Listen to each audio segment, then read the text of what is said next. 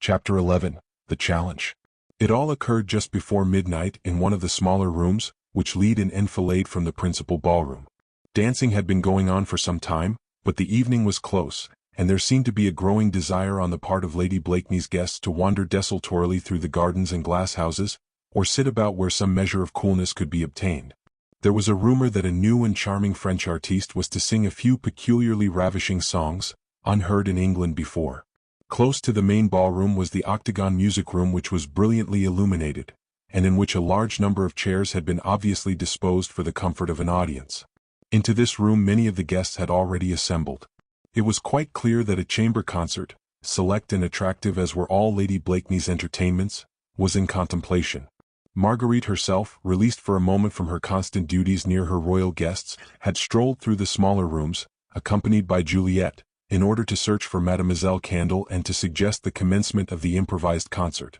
Desiree Candle had kept herself very much aloof throughout the evening, only talking to the one or two gentlemen whom her hostess had presented to her on her arrival, and with them, Chauvelin always in close attendance upon her every movement. Presently, when dancing began, she retired to a small boudoir, and there sat down, demurely waiting, until Lady Blakeney should require her services. When Marguerite and Juliette Marny entered the little room, she rose and came forward a few steps.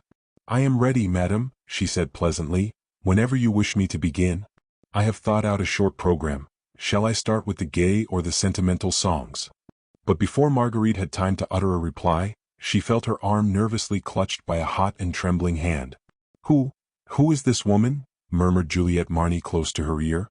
The young girl looked pale and very agitated, and her large eyes were fixed in unmistakable wrath upon the French actress before her. A little startled, not understanding Juliette's attitude, Marguerite tried to reply lightly. "This is Mademoiselle Candle, Juliette dear," she said, affecting the usual formal introduction, "of the Varieties Theatre of Paris, Mademoiselle Desiree Candle, who will sing some charming French ditties for us tonight." While she spoke she kept a restraining hand on Juliette's quivering arm. Already, with the keen intuition which had been on the qui-vive the whole evening, she scented some mystery in this sudden outburst on the part of her young protégée. But Juliette did not heed her. She felt surging up in her young, overburdened heart all the wrath and the contempt of the persecuted, fugitive aristocrat against the triumphant usurper. She had suffered so much from that particular class of the risen kitchen wench of which the woman before her was so typical an example. Years of sorrow, of poverty were behind her, loss of fortune, of kindred, of friends, she even now a pauper living on the bounty of strangers. And all this through no fault of her own, the fault of her class mayhap, but not hers. She had suffered much, and was still overwrought and nerve-strung. For some reason she could not afterwards have explained, she felt spiteful and uncontrolled, goaded into stupid fury by the look of insolence and of triumph with which Candle calmly regarded her. Afterwards she would willingly have bitten out her tongue for her vehemence, but for the moment she was absolutely incapable of checking the torrent of her own emotions. "Mademoiselle Candle, indeed?" she said in wrathful scorn. "Desiree Candle, you mean Lady Blakeney? My mother's kitchen maid, flaunting shamelessly my dear mother's jewels which she has stolen mayhap." The young girl was trembling from head to foot, tears of anger obscured her eyes. Her voice, which fortunately remained low, not much above a whisper, was thick and husky. "Juliette, Juliette, I entreat you," admonished Marguerite, "you must control yourself, you must, indeed you must. Mademoiselle Candle, I beg of you to retire." But Candle, well schooled in the part she had to play, had no intention of quitting the field of battle. The more wrathful and excited Mademoiselle de Marny became, the more insolent and triumphant waxed the young actress' whole attitude. An ironical smile played round the corners of her mouth, her almond-shaped eyes were half closed, regarding through dropping lashes the trembling figure of the young impoverished aristocrat. Her head was thrown well back, in obvious defiance of the social conventions, which should have forbidden a fracas in Lady Blakeney's hospitable house, and her fingers provocatively toyed with the diamond necklace which glittered and sparkled round her throat. She had no need to repeat the words of a well-learnt part. Her own wit, her own emotions and feelings helped her to act just as her employer would have wished her to do. Her native vulgarity helped her to assume the very bearing which he would have desired. In fact, at this moment Desiree Candle had forgotten everything save the immediate present. A more than contemptuous snub from one of those penniless aristocrats, who had rendered her own sojourn in London so unpleasant and unsuccessful. She had suffered from these snubs before, but had never had the chance of forcing an esclandre, as a result of her own humiliation. That spirit of hatred for the rich and idle classes, which was so characteristic of revolutionary France, was alive and hot within her. She had never had an opportunity, she, the humble fugitive actress from a minor Paris theater, to retort with forcible taunts to the ironical remarks made at and before her by the various poverty-stricken but haughty émigrés who swarmed in those very same circles of London society into which she herself had vainly striven to penetrate. Now at last, one of this same hated class, provoked beyond self-control, was allowing childish and unreasoning fury to outstrip the usual calm irony of aristocratic rebuffs. Juliet had paused a while, in order to check the wrathful tears which, much against her will, were choking the words in her throat and blinding her eyes. Hoity-toity, laughed Candle, hark at the young baggage. But Juliet had turned to Marguerite and began explaining volubly. My mother's jewels, she said in the midst of her tears, ask her how she came by them. When I was obliged to leave the home of my fathers, stolen from me by the revolutionary government, I contrived to retain my mother's jewels. You remember I told you just now. The Abbé Fouquet, dear old man, saved them for me, that and a little money which I had. He took charge of them. He said he would place them in safety with the ornaments of his church, and now I see them round that woman's neck. I know that he would not have parted with them save with his life. All the while that the young girl spoke in a voice half-choked with sobs, Marguerite tried with all the physical and mental will at her command to drag her out of the room and thus to put a summary ending to this unpleasant scene. She ought to have felt angry with Juliet for this childish and senseless outburst, were it not for the fact that somehow she knew within her innermost heart that all this had been arranged and preordained, not by fate, not by a higher hand, but by the most skillful intriguer present-day France had ever known. And even now, as she was half succeeding in turning Juliet away from the sight of Candle, she was not the least surprised or startled at seeing Chauvelin standing in the very doorway through which she had hoped to pass. One glance at his face had made her fears tangible and real. There was a look of satisfaction and triumph in his pale, narrow eyes, a flash in them of approbation directed at the insolent attitude of the French actress. He looked like the stage manager of a play, content with the effect his own well-arranged scenes were producing. What he hoped to gain by this, somewhat vulgar, quarrel between the two women, Marguerite of course could not guess. That something was lurking in his mind, inimical to herself and to her husband, she did not for a moment doubt, and at this moment she felt that she would have given her very life to induce Candle and Juliet to cease this passage of arms, without further provocation on either side. But though Juliet might have been ready to yield to Lady Blakeney's persuasion, Desiree Candle, under Chauvelin's eye, and fired by her own desire to further humiliate this overbearing aristocrat, did not wish the little scene to end so tamely just yet. Your old Calatin was made to part with his booty, dear, she said, with a contemptuous shrug of her bare shoulders. Paris and France have been starving these many years past. A paternal government seized all it could with which to reward those that served it well, whilst all that would have been brought, bread and meat for the poor, was being greedily stowed away by shameless traitors. Juliet winced at the insult. Oh, she moaned as she buried her flaming face in her hands. Too late now did she realize that she had deliberately stirred up a mud heap and sent noisome insects buzzing about her ears. Mademoiselle, said Marguerite authoritatively, I must ask you to remember that Emily de Marny is my friend and that you are a guest in my house. I try not to forget it, rejoined Candle lightly, but of a truth you must admit, citoyennes, that it would require the patience of a saint to put up with the insolence of a penniless baggage, who but lately has had to stand her trial in her own country for impurity of conduct. There was a moment's silence, whilst Marguerite distinctly heard a short sigh of satisfaction escaping from the lips of Chauvelin. Then a pleasant laugh broke upon the ears of the four actors who were enacting the dramatic little scene, and Sir Percy Blakeney, immaculate in his rich white satin coat and filmy lace ruffles, exquisite in manners and courtesy, entered the little boudoir, and with his long back slightly bent, his arm outstretched in a graceful and well-studied curve, he approached Mademoiselle Desiree Candle. May I have the honor, he said with his most elaborate air of courtly deference, of conducting Mademoiselle to her chaise? In the doorway just behind him stood His Royal Highness the Prince of Wales chatting with apparent carelessness to Sir Andrew Ffoulkes and Lord Anthony Dewhurst. A curtain beyond the open door was partially drawn aside, disclosing one or two brilliantly dressed groups, strolling desultorily through the further rooms. The four persons assembled in the little boudoir had been so absorbed by their own passionate emotions and the violence of their quarrel that they had not noticed the approach of Sir Percy Blakeney and of his friends. Juliet and Marguerite certainly were startled, and Candle was evidently taken unawares. Chauvelin alone seemed quite indifferent and stood back a little when Sir Percy advanced, in order to allow him to pass. But Candle recovered quickly enough from her surprise. Without heeding Blakeney's proffered arm, she turned with all the airs of an insulted tragedy queen towards Marguerite. "So, 'tis I," she said with affected calm, "who am to bear every insult in a house in which I was bidden as a guest. I am turned out like some intrusive and importunate beggar, and I, the stranger in this land, am destined to find that amidst all these brilliant English gentlemen there is not one man of honor.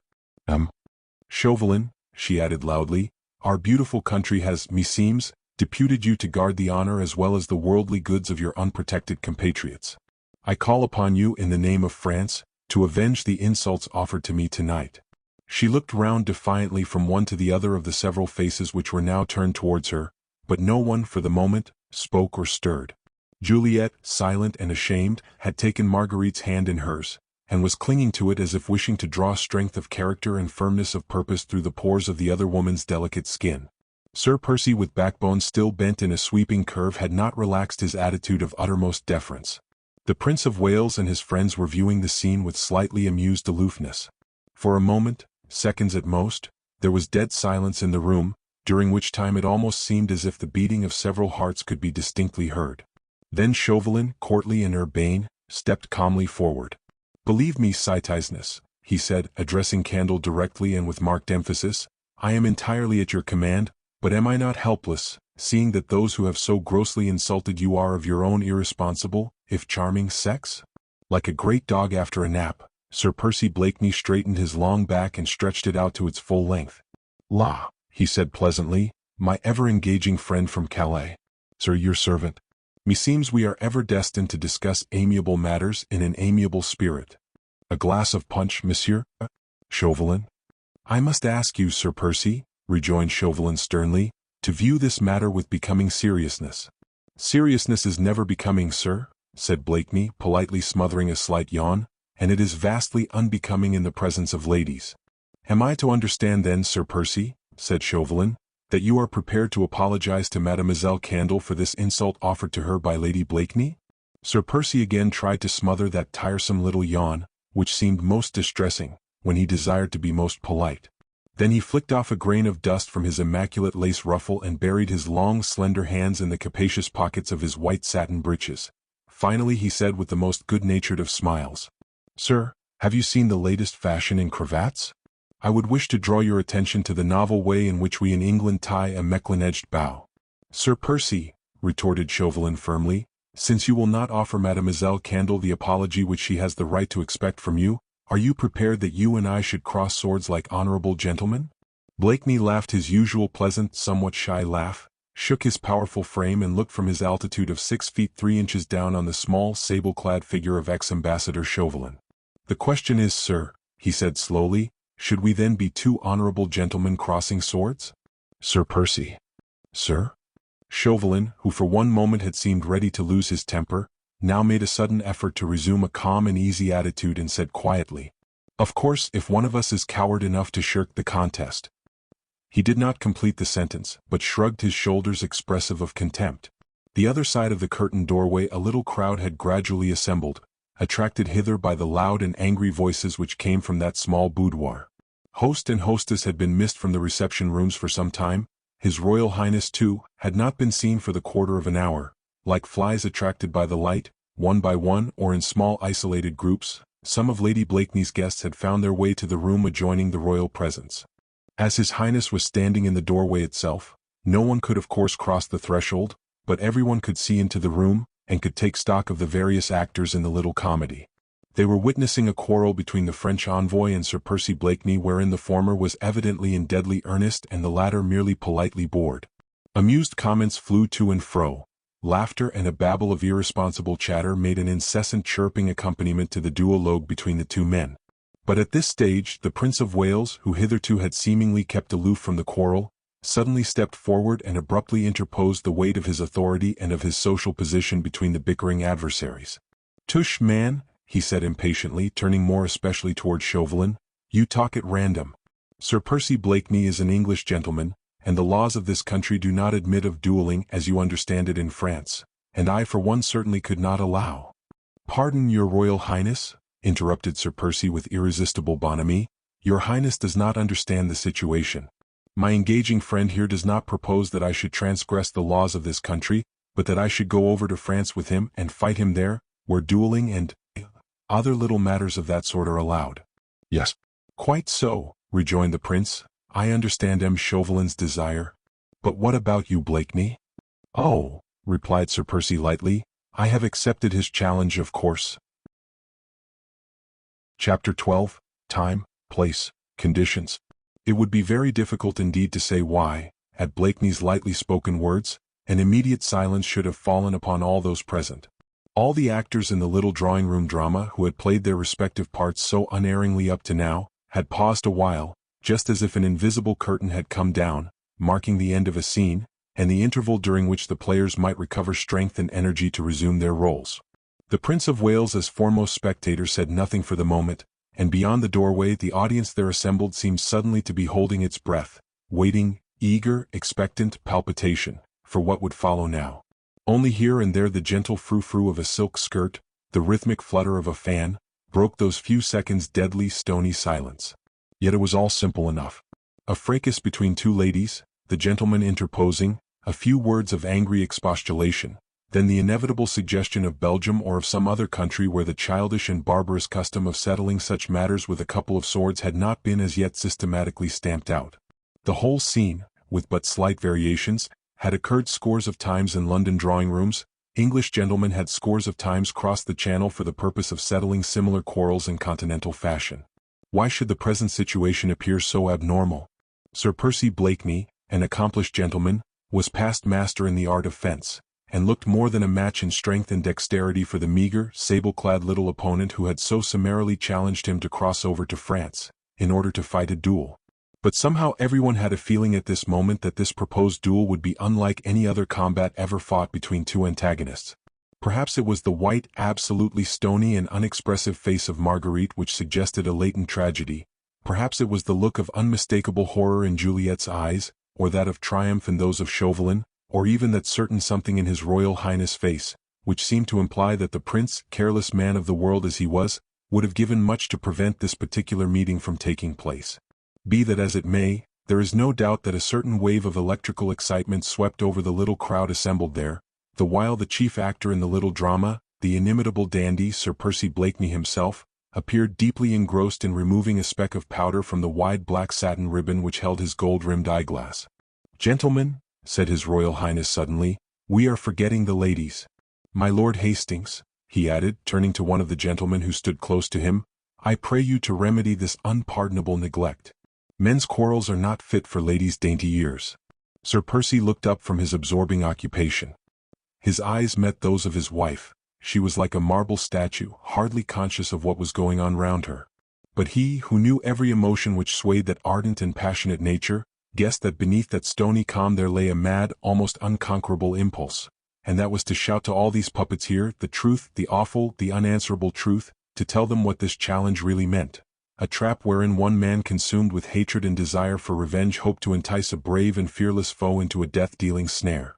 Full well did Percy Blakeney guess that for the space of 1 second his most cherished secret hovered upon his wife's lips, one turn of the balance of fate, one breath from the mouth of an unseen sprite, and Marguerite was ready to shout.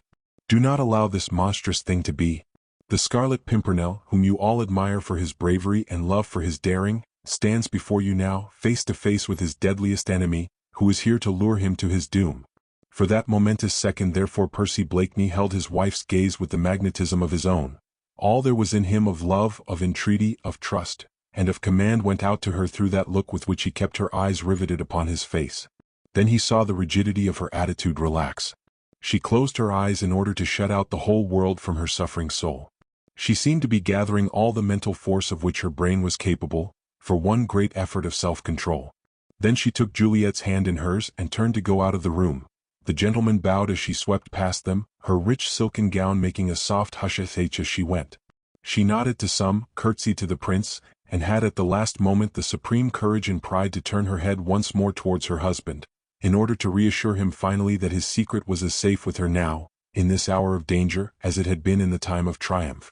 She smiled and passed out of his sight, preceded by Desiree Candle, who, escorted by one of the gentlemen, had become singularly silent and subdued. In the little room now there only remained a few men. Sir Andrew Ffoulkes had taken the precaution of closing the door after the ladies had gone. Then His Royal Highness turned once more to Monsieur Chauvelin and said with an obvious show of indifference, "Faith, monsieur, meseems we are all enacting a farce which can have no final act. I vow that I cannot allow my friend Blakeney to go over to France at your bidding. Your government now will not allow my father's subjects to land on your shores without a special passport, and then only for a specific purpose." "La, your Royal Highness," interposed Sir Percy, "I pray you have no fear for me on that score. My engaging friend here has, and I mistake not, a passport ready for me in the pocket of his sable-hued coat, and as we are hoping effectually to spit one another over there, gadzooks. But there's the specific purpose. Is it not true, sir," he added, turning once more to Chauvelin, "that in the pocket of that exquisitely cut coat of yours, you have a passport, name in blank perhaps, which you had specially designed for me?" It was so carelessly, so pleasantly said, that no one save Chauvelin guessed the real import of Sir Percy's words. Chauvelin, of course, knew their inner meaning. He understood that Blakeney wished to convey to him the fact that he was well aware that the whole scene tonight had been prearranged, and that it was willingly and with eyes wide open that he walked into the trap which the revolutionary patriot had so carefully laid for him. "The passport will be forthcoming in due course, sir," retorted Chauvelin evasively, "when our seconds have arranged all formalities." "Seconds be demmed, sir," rejoined Sir Percy placidly. "You do not propose, I trust, that we travel a whole caravan to France." "Time, place and conditions must be settled, Sir Percy," replied Chauvelin. "You are too accomplished a cavalier, I feel sure, to wish to arrange such formalities yourself." "Nay, neither you nor I, monsieur." "Chauvelin," quoth Sir Percy blandly, "could, I own, settle such things with persistent good humor, and good humor in such cases is the most important of all formalities. Is it not so?" "Certainly, Sir Percy. As for seconds, perish the thought. 1 second only, I entreat, and that one a lady, the most adorable, the most detestable, the most true, the most fickle amidst all her charming sex. Do you agree, sir? You have not told me her name, Sir Percy?" "Chance, monsieur, chance. With His Royal Highness' permission let the willful jade decide." "I do not understand." 3 throws of the dice, monsieur. Time, place, conditions. You said 3 throws and the winner names them. Do you agree?" Chauvelin hesitated. Sir Percy's bantering mood did not quite fit in with his own elaborate plans. Moreover, the ex-ambassador feared a pitfall of some sort, and did not quite like to trust to this arbitration of the dice-box. He turned, quite involuntarily, in appeal to the Prince of Wales and the other gentlemen present. But the Englishman of those days was a born gambler. He lived with the dice-box in one pocket and a pack of cards in the other. The Prince himself was no exception to this rule, and the first gentleman in England was the most avowed worshipper of hazard in the land. "Chance by all means," quoth His Highness gaily. "Chance, chance," repeated the others eagerly. In the midst of so hostile a crowd, Chauvelin felt it unwise to resist.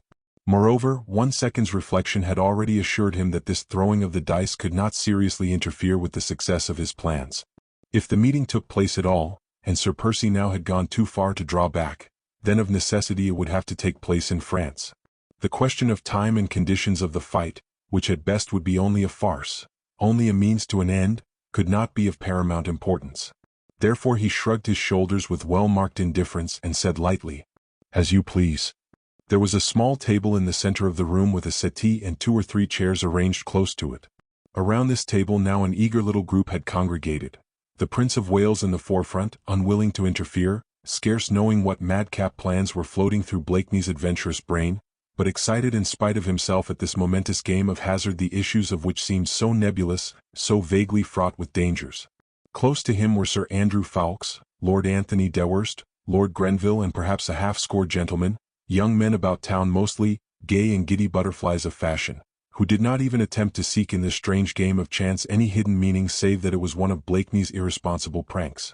And in the center of the compact group, Sir Percy Blakeney in his gorgeous suit of shimmering white satin, one knee bent upon a chair and leaning with easy grace, dice-box in hand, across the small gilt-legged table. Beside him ex-ambassador Chauvelin, standing with arms folded behind his back, watching every movement of his brilliant adversary like some dark-plumaged hawk hovering near a bird of paradise. "Place first, monsieur," suggested Sir Percy. "As you will, sir," assented Chauvelin.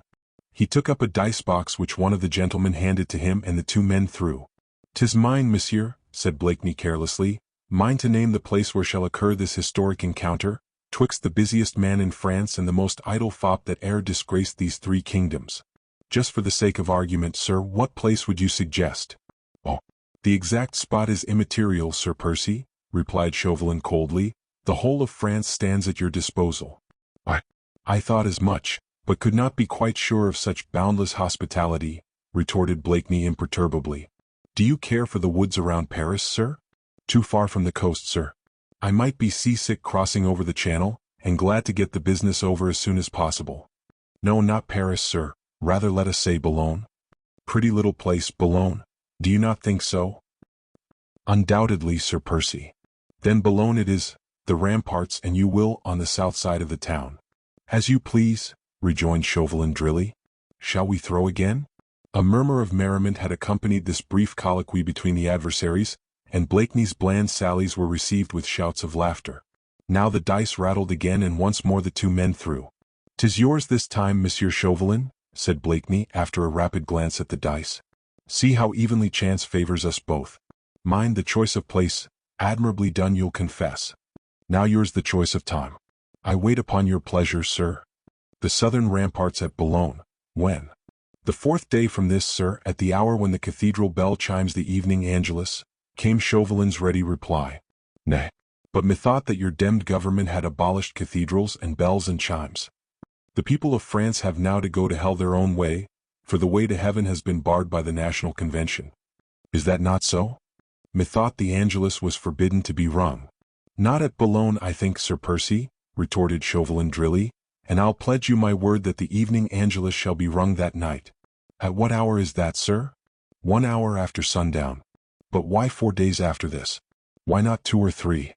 "I might have asked why the southern ramparts, Sir Percy, why not the western?" "I chose the 4th day, does it not suit you?" asked Chauvelin ironically. "Suit me? Why, sir, nothing could suit me better," rejoined Blakeney with his pleasant laugh. "Zounds, but I call it marvelous, demmed marvelous. I wonder now," he added blandly, "what made you think of the Angelus?" Everyone laughed at this, a little irrelevantly perhaps. "Ah," continued Blakeney gaily, "I remember now. Faith, to think that I was nigh forgetting that when last you and I met, sir, you had just taken or were about to take holy orders. How well the thought of the Angelus fits in with your clerical garb. I recollect that the latter was mightily becoming to you, sir." "Shall we proceed to settle the conditions of the fight, Sir Percy?" said Chauvelin, interrupting the flow of his antagonist's jibes, and trying to disguise his irritation beneath a mask of impassive reserve. "The choice of weapons you mean?" here interposed His Royal Highness, "but I thought that swords had already been decided on." "Quite so, Your Highness," assented Blakeney, "but there are various little matters in connection with this momentous encounter which are of vast importance. Am I not right, monsieur? Gentlemen, I appeal to you. Faith, one never knows. My engaging opponent here might desire that I should fight him in green socks, and I that he should wear a scarlet flower in his coat." "The Scarlet Pimpernel, Sir Percy?" "Why not, monsieur? It would look so well in your buttonhole, against the black of the clerical coat, which I understand you sometime affect in France, and when it is withered and quite dead you would find that it would leave an overpowering odor in your nostrils, far stronger than that of incense." There was general laughter after this. The hatred which every member of the French revolutionary government, including, of course, ex-ambassador Chauvelin, bore to the national hero was well known. "The conditions then, Sir Percy," said Chauvelin, without seeming to notice the taunt conveyed in Blakeney's last words. "Shall we throw again?" "After you, sir," acquiesced Sir Percy. For the third and last time the two opponents rattled the dice box and threw. Chauvelin was now absolutely unmoved. These minor details quite failed to interest him. What mattered the conditions of the fight which was only intended as a bait with which to lure his enemy in the open? The hour and place were decided on and Sir Percy would not fail to come. Chauvelin knew enough of his opponent's boldly adventurous spirit not to feel in the least doubtful on that point. Even now, as he gazed with grudging admiration at the massive, well-knit figure of his arch-enemy, noted the thin nervy hands and square jaw, the low, broad forehead and deep-set, half-veiled eyes, he knew that in this matter wherein Percy Blakeney was obviously playing with his very life, the only emotion that really swayed him at this moment was his passionate love of adventure. The ruling passion strong in death. Yes, Sir Percy would be on the southern ramparts of Boulogne 1 hour after sunset on the day named, trusting, no doubt, in his usual marvelous good fortune, his own presence of mind and his great physical and mental strength, to escape from the trap into which he was so ready to walk. That remained beyond a doubt. Therefore what mattered details? But even at this moment Chauvelin had already resolved on one great thing, namely that on that eventful day nothing whatever should be left to chance. He would meet his cunning enemy not only with cunning but also with power, and if the entire force of the Republican army then available in the north of France had to be requisitioned for the purpose, the ramparts of Boulogne would be surrounded and no chance of escape left for the daring Scarlet Pimpernel. His wave of meditation, however, was here abruptly stemmed by Blakeney's pleasant voice. "Lot, Monsieur Chauvelin," he said, "I fear me your luck has deserted you. Chance, as you see, has turned to me once more." "Then it is for you, Sir Percy," rejoined the Frenchman, "to name the conditions under which we are to fight." "Ah, that is so, is it not, monsieur?" quoth Sir Percy lightly.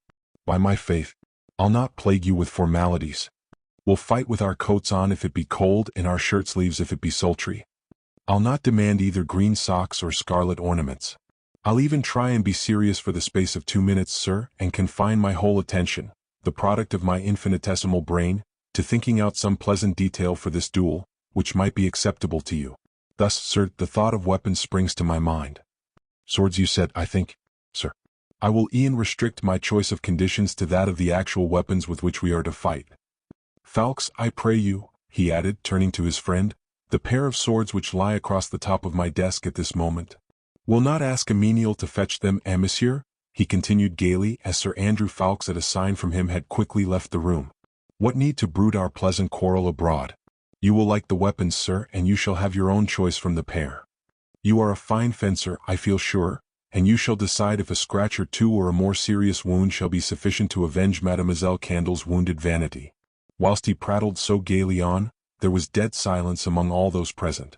The prince had his shrewd eyes steadily fixed upon him, obviously wondering what this seemingly irresponsible adventurer held at the back of his mind. There is no doubt that everyone felt oppressed, and that a strange murmur of anticipatory excitement went round the little room, when a few seconds later Sir Andrew Falx returned, with 2 sheathed swords in his hand. Blakeney took them from his friend and placed them on the little table in front of ex-ambassador Chauvelin. The spectators strained their necks to look at the 2 weapons. They were exactly similar one to the other, both encased in plain black leather sheaths with steel ferrules polished to shine like silver. The handles too were of plain steel, with just the grip fashioned in a twisted basket pattern of the same highly tempered metal. "What think you of these weapons, monsieur?" asked Blakeney, who was carelessly leaning against the back of a chair. Chauvelin took up one of the 2 swords and slowly drew it from out its scabbard, carefully examining the brilliant, narrow steel blade as he did so. "A little old-fashioned in style and make, Sir Percy," he said, closely imitating his opponent's easy demeanor, "a trifle heavier perhaps than we in France have been accustomed to lately, but nevertheless, a beautifully tempered piece of steel." "Of a truth there's not much the matter with the tempering, monsieur," quoth Blakeney. "The blades were fashioned at Toledo just 200 years ago."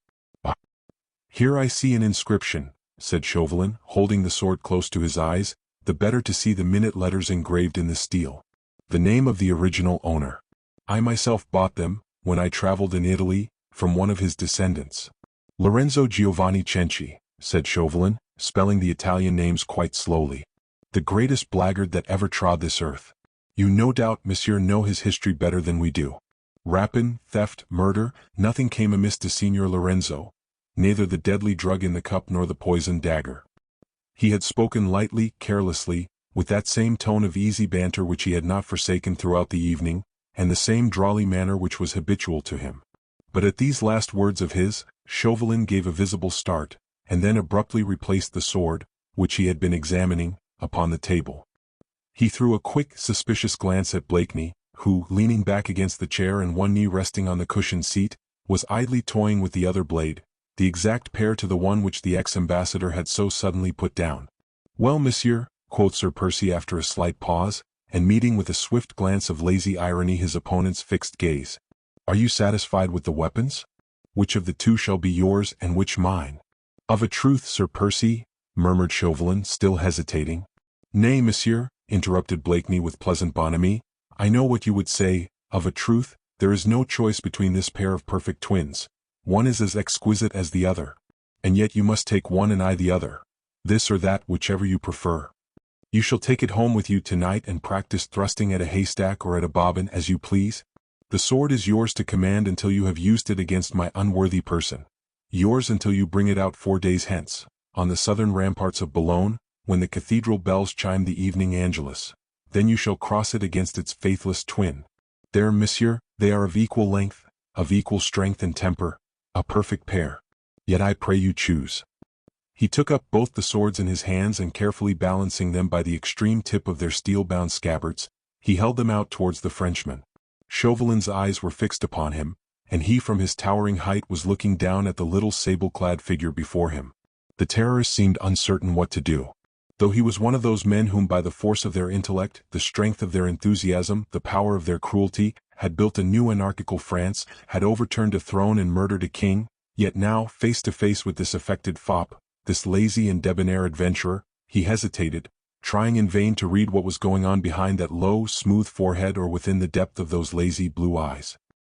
He would have given several years of his life at this moment for one short glimpse into the innermost brain cells of this daring mind, to see the man start, quiver but for the fraction of a second, betray himself by a tremor of the eyelid. What counterplan was lurking in Percy Blakeney's head, as he offered to his opponent the 2 swords which had once belonged to Lorenzo Cenci? Did any thought of foul play, of dark and deadly poisonings linger in the fastidious mind of this accomplished gentleman? Surely not. Chauvelin tried to chide himself for such fears. It seemed madness even to think of Italian poisons, of the Cencis or the Borgias in the midst of this brilliantly lighted English drawing-room. But because he was above all a diplomatist, a fencer with words and with looks, the envoy of France determined to know, to probe and to read. He forced himself once more to careless laughter and nonchalance of manner, and schooled his lips to smile up with gentle irony at the good-humored face of his arch-enemy. He tapped one of the swords with his long pointed finger. "Is this the one you choose, sir?" asked Blakeney. "Nay. Which do you advise, Sir Percy?" replied Chauvelin lightly. "Which of those 2 blades think you is most like to hold after 200 years the poison of the Cenci?" But Blakeney neither started nor winced. He broke into a laugh, his own usual pleasant laugh, half shy and somewhat inane, then said in tones of lively astonishment, "Zounds, sir, but you are full of surprises. Faith, I never would have thought of that. Marvelous, I call it, demmed marvelous. What say you, gentlemen? Your Royal Highness, what think you? Is not my engaging friend here of a most original turn of mind? Will you have this sword or that, monsieur? Nay, I must insist, else we shall weary our friends if we hesitate too long. This one then, sir, since you have chosen it," he continued as Chauvelin finally took one of the swords in his hand. "And now for a bowl of punch." "Nay, monsieur, 'twas demmed smart what you said just now. I must insist on your joining us in a bowl. Such wit as yours, monsieur, must need wetting at times. I pray you repeat that same sally again." Then finally turning to the prince and to his friends he added, "And after that bowl, gentlemen, shall we rejoin the ladies?" Chapter 13. Reflections. It seemed indeed as if the incident were finally closed, the chief actors in the drama having deliberately vacated the center of the stage. The little crowd which had stood in a compact mass round the table, began to break up into sundry small groups. Laughter and desultory talk, checked for a moment by that oppressive sense of unknown danger, which had weighed on the spirits of those present, once more became general. Blakeney's lightheartedness had put everyone into good humor. Since he evidently did not look upon the challenge as a matter of serious moment, why then, no one else had any cause for anxiety, and the younger men were right glad to join in that bowl of punch which their genial host had offered with so merry a grace. Lackeys appeared, throwing open the doors. From a distance the sound of dance music once more broke upon the ear. A few of the men only remained silent, deliberately holding aloof from the renewed mirthfulness. Foremost amongst these was His Royal Highness, who was looking distinctly troubled, and who had taken Sir Percy by the arm, and was talking to him with obvious earnestness. Lord Anthony Dewhurst and Lord Hastings were holding converse in a secluded corner of the room, while Sir Andrew Ffoulkes, as being the host's most intimate friend, felt it incumbent on him to say a few words to ex-ambassador Chauvelin. The latter was desirous of effecting a retreat. Blakeney's invitation to join in the friendly bowl of punch could not be taken seriously, and the terrorist wanted to be alone, in order to think out the events of the past hour. A lackey waited on him, took the momentous sword from his hand, found his hat and cloak and called his coach for him. Chauvelin, having taken formal leave of his host and acquaintances, quickly worked his way to the staircase and hall, through the less frequented apartments. He sincerely wished to avoid meeting Lady Blakeney face to face. Not that the slightest twinge of remorse disturbed his mind, but he feared some impulsive action on her part, which indirectly might interfere with his future plans. Fortunately, no one took much heed of the darkly clad, insignificant little figure that glided so swiftly by, obviously determined to escape attention. In the hall he found Demoiselle Candle waiting for him. She, too, had evidently been desirous of leaving Blakeney Manor as soon as possible. He saw her to her chaise, then escorted her as far as her lodgings, which were close by. There were still one or two things which he wished to discuss with her, one or two final instructions which he desired to give. On the whole, he was satisfied with his evening's work. The young actress had well supported him, and had played her part so far with marvelous sang-froid and skill. Sir Percy, whether willingly or blindly, had seemed only too ready to walk into the trap which was being set for him. This fact alone disturbed Chauvelin not a little, and as half an hour or so later, having taken final leave of his ally, he sat alone in the coach, which was conveying him back to town, the sword of Lorenzo Cenci close to his hand, he pondered very seriously over it. That the adventurous Scarlet Pimpernel should have guessed all along, that sooner or later the French revolutionary government, whom he had defrauded of some of its most important victims, would desire to be even with him and to bring him to the scaffold, was not to be wondered at. But that he should be so blind as to imagine that Chauvelin's challenge was anything else but a lure to induce him to go to France, could not possibly be supposed. So bold an adventurer, so keen an intriguer was sure to have scented the trap immediately, and if he appeared ready to fall into it, it was because there had already sprung up in his resourceful mind some bold coup or subtle counterplan, with which he hoped to gratify his own passionate love of sport, whilst once more bringing his enemies to discomfiture and humiliation. Undoubtedly Sir Percy Blakeney, as an accomplished gentleman of the period, could not very well under the circumstances which had been so carefully stage-managed and arranged by Chauvelin, refuse the latter's challenge to fight him on the other side of the Channel. Any hesitation on the part of the leader of that daring Scarlet Pimpernel League would have covered him with a faint suspicion of pusillanimity and a subtle breath of ridicule, and in a moment the prestige of the unknown and elusive hero would have vanished forever. But apart from the necessity of the fight, Blakeney seemed to enter into the spirit of the plot directed against his own life, with such light-hearted merriment, such zest and joy, that Chauvelin could not help but be convinced that the capture of the Scarlet Pimpernel at Boulogne or elsewhere would not prove quite so easy a matter as he had at first anticipated. That same night he wrote a long and circumstantial letter to his colleague, Citizen Robespierre, shifting thereby, as it were, some of the responsibility of coming events from his own shoulders on to the executive of the Committee of Public Safety. "I guarantee to you, Citizen Robespierre," he wrote, "and to the members of the revolutionary government who have entrusted me with the delicate mission, that 4 days from this date at 1 hour after sunset, the man who goes by the mysterious name of the Scarlet Pimpernel will be on the ramparts of Boulogne on the south side of the town. I have done what has been asked of me. On that day and at that hour, I shall have brought the enemy of the revolution, the intriguer against the policy of the Republic, within the power of the government which he has flouted and outraged. Now look to it, citizens all, that the fruits of my diplomacy and of my skill be not lost to France again.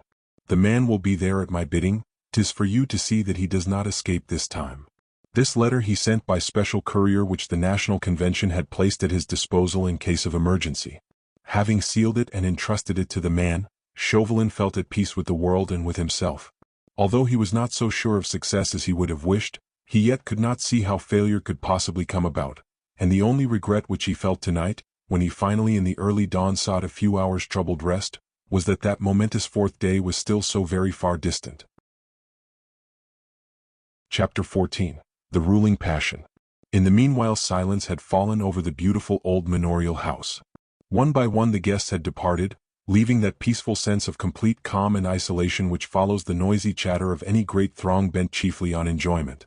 The evening had been universally acknowledged to have been brilliantly successful.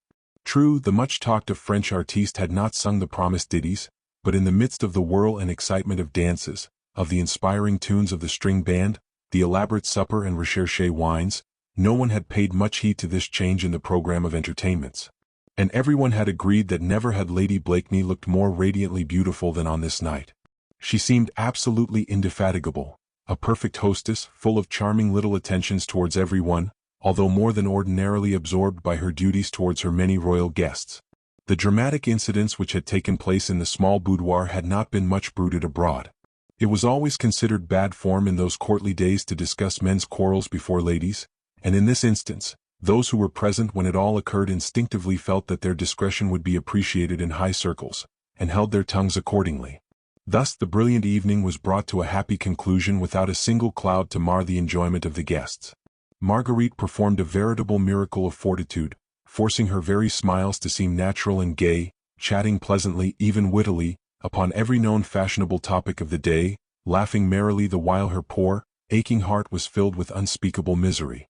Now, when everybody had gone, when the last of her guests had bobbed before her the prescribed curtsy, to which she had invariably responded with the same air of easy self-possession, now at last she felt free to give rein to her thoughts, to indulge in the luxury of looking her own anxiety straight in the face and to let the tension of her nerves relax. Sir Andrew Ffoulkes had been the last to leave, and Percy had strolled out with him as far as the garden gate, for Lady Ffoulkes had left in her chaise some time ago, and Sir Andrew meant to walk to his home, not many yards distant from Blakeney Manor. In spite of herself, Marguerite felt her heartstrings tighten as she thought of this young couple so lately wedded. People smiled a little when Sir Andrew Ffoulkes' name was mentioned. Some called him effeminate, others uxorious. His fond attachment for his pretty little wife was thought to pass the bounds of decorum. There was no doubt that since his marriage the young man had greatly changed. His love of sport and adventure seemed to have died out completely, yielding evidently to the great, more overpowering love, that for his young wife. Suzanne was nervous for her husband's safety. She had sufficient influence over him to keep him at home, when other members of the brave little League of the Scarlet Pimpernel followed their leader with mad zest, on some bold adventure. Marguerite too at first had smiled in kindly derision when Suzanne Ffoulkes, her large eyes filled with tears, had used her wiles to keep Sir Andrew tied to her own dainty apron strings. But somehow lately, with that gentle contempt which she felt for the weaker man, there had mingled a half-acknowledged sense of envy. How different, twixt her and her husband. Percy loved her truly and with a depth of passion proportionate to his own curious dual personality. It were sacrilege almost to doubt the intensity of his love. But nevertheless she had at all times a feeling as if he were holding himself and his emotions in check, as if his love, as if she, Marguerite, his wife, were but secondary matters in his life, as if her anxieties, her sorrow when he left her, her fears for his safety were but small episodes in the great book of life which he had planned out and conceived for himself. Then she would hate herself for such thoughts. They seemed like doubts of him. Did any man ever love a woman, she asked herself, as Percy loved her? He was difficult to understand, and perhaps, oh, that was an awful perhaps. Perhaps there lurked somewhere in his mind a slight mistrust of her. She had betrayed him once. Unwittingly, 'tis true. Did he fear she might do so again? And tonight, after her guests had gone, she threw open the great windows that gave on the beautiful terrace, with its marble steps leading down to the cool river beyond. Everything now seemed so peaceful and still.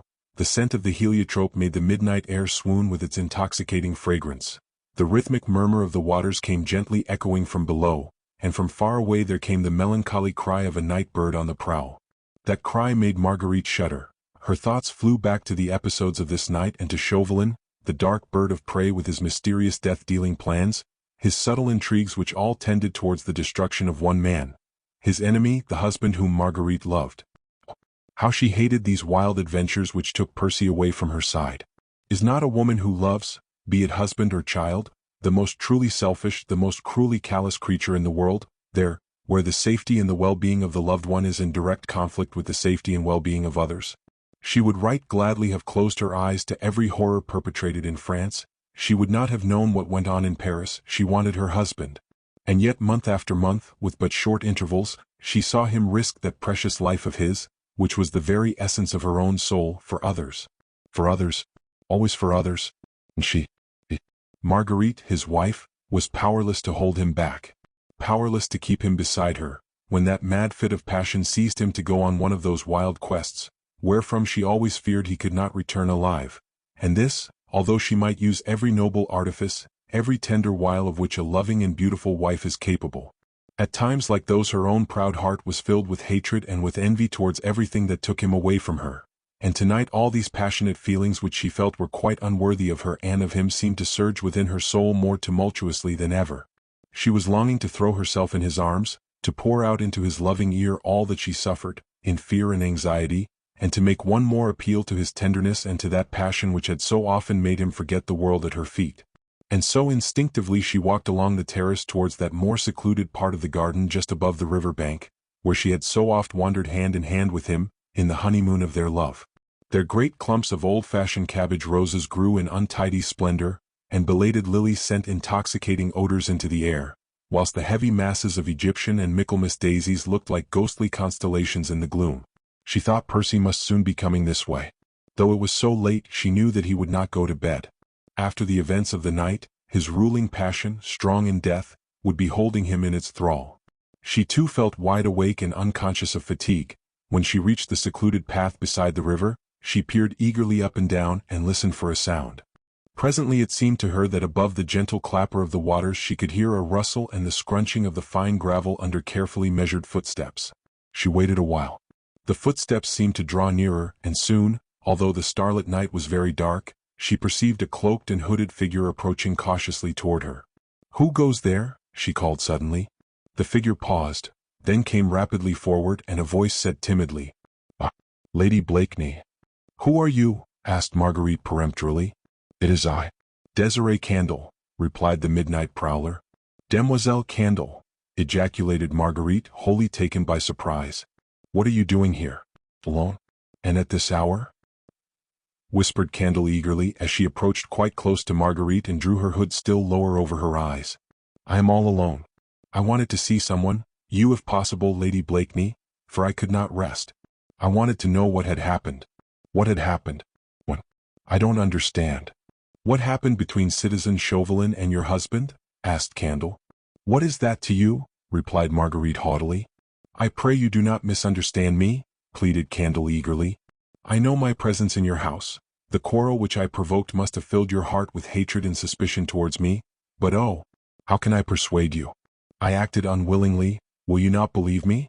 I was that man's tool, and, oh God," she added with sudden wild vehemence, "if only you could know what tyranny that accursed government of France exercises over poor helpless women or men who happen to have fallen within reach of its relentless clutches." Her voice broke down in a sob. Marguerite hardly knew what to say or think. She had always mistrusted this woman with her theatrical ways and stagey airs, from the very first moment she saw her in the tent on the green, and she did not wish to run counter against her instinct, in anything pertaining to the present crisis. And yet in spite of her mistrust the actress' vehement words found an echo in the depths of her own heart. How well she knew that tyranny of which Candle spoke with such bitterness. Had she not suffered from it, endured terrible sorrow and humiliation, when under the ban of that same appalling tyranny she had betrayed the identity, then unknown to her, of the Scarlet Pimpernel?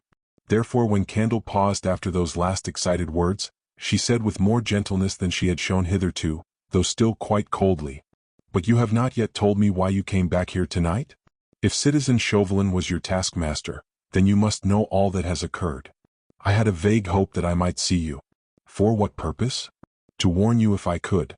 I need no warning, or are too proud to take one. Do you know, Lady Blakeney, that Citizen Chauvelin has a personal hatred against your husband?" "How do you know that?" asked Marguerite, with her suspicions once more on the qui-vive. She could not understand Candle's attitude. This midnight visit, the vehemence of her language, the strange mixture of knowledge and ignorance which she displayed. What did this woman know of Chauvelin's secret plans? Was she his open ally or his helpless tool? And was she even now playing a part taught her or commanded her by that prince of intriguers? Candle, however, seemed quite unaware of the spirit of antagonism and mistrust which Marguerite took but little pains now to disguise. She clasped her hands together, and her voice shook with the earnestness of her entreaty. "Oh," she said eagerly, "have I not seen that look of hatred in Chauvelin's cruel eyes? He hates your husband, I tell you. Why I know not, but he hates him, and means that great harm shall come to Sir Percy through this absurd duel. Lady Blakeney, do not let him go. I entreat you, do not let him go." But Marguerite proudly drew back a step or two, away from the reach of those hands, stretched out towards her in such vehement appeal. "You are overwrought, mademoiselle," she said coldly. "Believe me, I have no need either of your entreaties or of your warning. I should like you to think that I have no wish to be ungrateful, that I appreciate any kind thought you may have harbored for me in your mind. But beyond that, please forgive me if I say it somewhat crudely, I do not feel that the matter concerns you in the least. The hour is late," she added more gently, as if desiring to attenuate the harshness of her last words. "Shall I send my maid to escort you home? She is devoted and discreet." "Nay," retorted the other in tones of quiet sadness, "there is no need of discretion. I am not ashamed of my visit to you tonight. You are very proud, and for your sake I will pray to God that sorrow and humiliation may not come to you as I feared. We are never likely to meet again, Lady Blakeney. You will not wish it, and I shall have passed out of your life as swiftly as I had entered into it. But there was another thought lurking in my mind when I came tonight. In case Sir Percy goes to France, the duel is to take place in or near Boulogne. This much I do know. Would you not wish to go with him? Truly, mademoiselle, I must repeat to you that 'tis no concern of mine. I know. I own that. But, you see, when I came back here tonight in the silence and the darkness, I had not guessed that you would be so proud. I thought that I, a woman, would know how to touch your womanly heart. I was clumsy, I suppose. I made so sure that you would wish to go with your husband in case he insisted on running his head into the noose, which I feel sure Chauvelin has prepared for him. I myself start for France shortly. Citizen Chauvelin has provided me with the necessary passport for myself and my maid, who was to have accompanied me. Then just now, when I was all alone, and thought over all the mischief which that fiend had forced me to do for him, it seemed to me that perhaps—" She broke off abruptly and tried to read the other woman's face in the gloom. But Marguerite, who was taller than the Frenchwoman, was standing very stiff and erect, giving the young actress neither discouragement nor confidence. She did not interrupt Candle's long and voluble explanation. Vaguely she wondered what it was all about, and even now when the Frenchwoman paused, Marguerite said nothing, but watched her quietly as she took a folded paper from the capacious pocket of her cloak and then held it out with a look of timidity towards Lady Blakeney. "My maid need not come with me," said Desiree Candle humbly. "I would far rather travel alone. This is her passport and— You need not take it out of my hand," she added in tones of bitter self-deprecation, as Marguerite made no sign of taking the paper from her. "See, I will leave it here among the roses. You mistrust me now. It is only natural. Presently perhaps calmer reflection will come. You will see that my purpose now is selfless, that I only wish to serve you and him." She stooped and placed the folded paper in the midst of a great clump of centifolium roses, and then without another word she turned and went her way. For a few moments, whilst Marguerite still stood there, puzzled and vaguely moved, she could hear the gentle frou-frou of the other woman's skirts against the soft sand of the path, and then a long-drawn sigh that sounded like a sob. Then all was still again. The gentle midnight breeze caressed the tops of the ancient oaks and elms behind her, drawing murmurs from their dying leaves like unto the whisperings of ghosts. Marguerite shuddered with a slight sense of cold.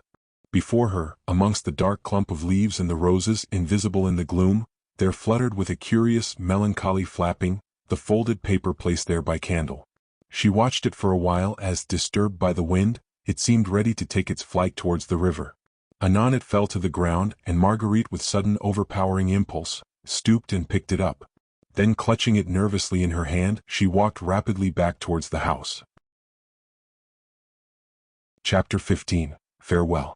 As she neared the terrace, she became conscious of several forms moving about at the foot of the steps, some few feet below where she was standing. Soon she saw the glimmer of lanterns, heard whispering voices, and the lapping of the water against the side of a boat. Anon a figure, laden with cloaks and sundry packages, passed down the steps close beside her. Even in the darkness Marguerite recognized Benyon, her husband's confidential valet. Without a moment's hesitation, she flew along the terrace towards the wing of the house occupied by Sir Percy. She had not gone far before she discerned his tall figure walking leisurely along the path which here skirted part of the house. He had on his large caped coat, which was thrown open in front, displaying a grey travelling suit of fine cloth. His hands were as usual buried in the pockets of his breeches, and on his head he wore the folding chapeau bras which he habitually affected. Before she had time to think or to realize that he was going, before she could utter one single word, she was in his arms, clinging to him with passionate intensity, trying in the gloom to catch every expression of his eyes, every quiver of the face now bent down so close to her. "Percy, you cannot go, she pleaded. She had felt his strong arms closing round her, his lips seeking hers, her eyes, her hair, her clinging hands, which dragged at his shoulders in a wild agony of despair. "If you really loved me, Percy," she murmured, you would not go." He would not trust himself to speak. It well nigh seemed as if his sinews cracked with the violent effort at self-control. How she loved him, when she felt in him the passionate lover, the wild, untamed creature that he was at heart, on whom the frigid courtliness of manner sat but as a thin veneer. This was his own real personality, and there was little now of the elegant and accomplished gentleman of fashion, schooled to hold every emotion in check, to hide every thought, every desire save that for amusement or for display.